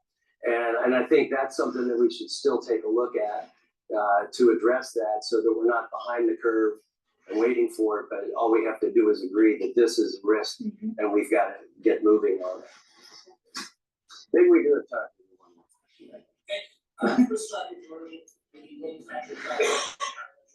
Public health threats. Going to that broader kind of question, and I think this panel identifies the breadth of different actors and players in here from across the board. But what we've seen historically is that we've gone from crisis to complacency over the years in terms of political will, right? We have something happen, we throw lots of money at it in an emergency supplemental, much of which is Band-Aid, and then we forget about it in very short order of time, or we reallocate, right? My company was involved in Ebola. We went from Ebola, stop Ebola, go to Zika, stop Zika, go to this. And there isn't a level of sustainability that allows for both the development, the discovery, the procurement, the stockpiling that's needed to have these responses ready to go before the event happens. So how do we break that and provide sustainability across the enterprises that is needed for that public-private partnership? Well, that's a big Stockpile monoclonals is the first line of defense. And that's how you do it. But the problem is the funding. And the thing is, you can't fund everything. I stuck because I've done a lot of work in the defense area, and our response in the area of the armed services is, we'll wait until there's a threat that's so big that we have to deal with it or that we get mad, and then we build up real quickly, beat the crap out of it, and then we go back down again. And what's wrong with that method? I actually have a suggestion, and I wonder if the congressman thinks this. I think that's the right way. I think that's the right way, and it's the cheapest way. You build up systems to respond to a threat, and then once the threat is eliminated, you reverse. You don't maintain the bureaucracy. It's like your body. Your body gets an infection. It's creating a lot of different things, right, to fight it. It's creating different responses, cytokines and antibodies and all this stuff. It fights the infection, and once that infection is gone, it has memory cells at a low concentration. So you may have a skeleton crew, and that skeleton crew could be just surveillance through the CDC, through some sort of means. water related or whatever. Chain of pandemic resilience. There's like detection, attribution, communication, medical countermeasure stockpiling, medical countermeasure distribution, which we haven't talked about. Yeah. I think AI has a lot to do there. And then medical management. So there's links in it. And suppose the speaker and the leader, the moderator, whichever party controlled, told the authorizing committees, look, we want you in the areas where you have jurisdiction over these different links. We want you to make it a priority, the chairman and the ranking member, to achieve progress this year. Okay? By the end of this year, we want you to have passed things or funded things or held hearings that have made progress. And you're going to report back to us. And by the way, if you'd like to be a chairman or a ranking member, you need to learn something about this whole bio preparation issue. And maybe we're going to grade the committees. So, I mean, I was a committee chairman. I mean, if you get tasked with this is the way I think to energize staff, et cetera. And that will then force the committees to reach out to the commissions. Okay, what are your recommendations? We need ideas in these areas. So something like that, where top leadership can institutionalize this as a priority among the people who matter. And of course, it would have to be done with the appropriators as well. Now, whether you could tell the appropriators to do anything is a very open question. But I think, if we think in those ideas, what can we do that alters incentives so we automatically institutionalize and regularize priorities in this area? It might work. I don't know. Well, my feeling on all of this Before we go to the next speaker here, please go to my store, the-studio-reykjavik.com, and get the vitamin C. This helps with your skin, and it also helps to boost your immune system. You should take it every day. If you're not feeling well, take a double dose. Make sure you're drinking water, filtered water. Vitamin B complex, very important for cellular metabolism, helps to boost up your mitochondrial health. It also helps to prevent macrocytic anemia. So please go to my store and get the vitamin B complex. People don't realize that as you get older, you need to be taking B complex. The first B vitamins, the first 5 B vitamins help with mitochondrial health. Why is that important? Especially when you get older. You need more ATP. You need good health for your mitochondria. If you have poor mitochondrial health, you'll actually have poor memory. So please go to my store and get the B complex. Magnesium and zinc helps to improve your immune system. Take it every day. If you're not feeling well, take a double dose, especially during the cold season, right? Resveratrol, very important as an antioxidant, but it helps to get rid of senescent cells. When you couple this with C60 and the other supplements that I offer, this is part of the anti-aging protocol. This is very important to take every day. I take it every day.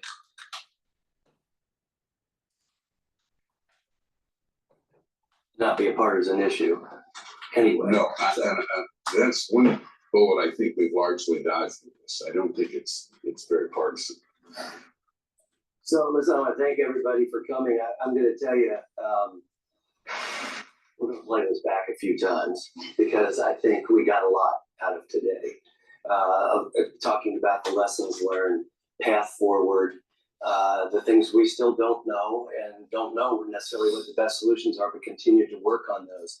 And I think my takeaway, which has been all along, is important for Congress to work with the leading experts out in the field, whether they're government experts or private sector experts.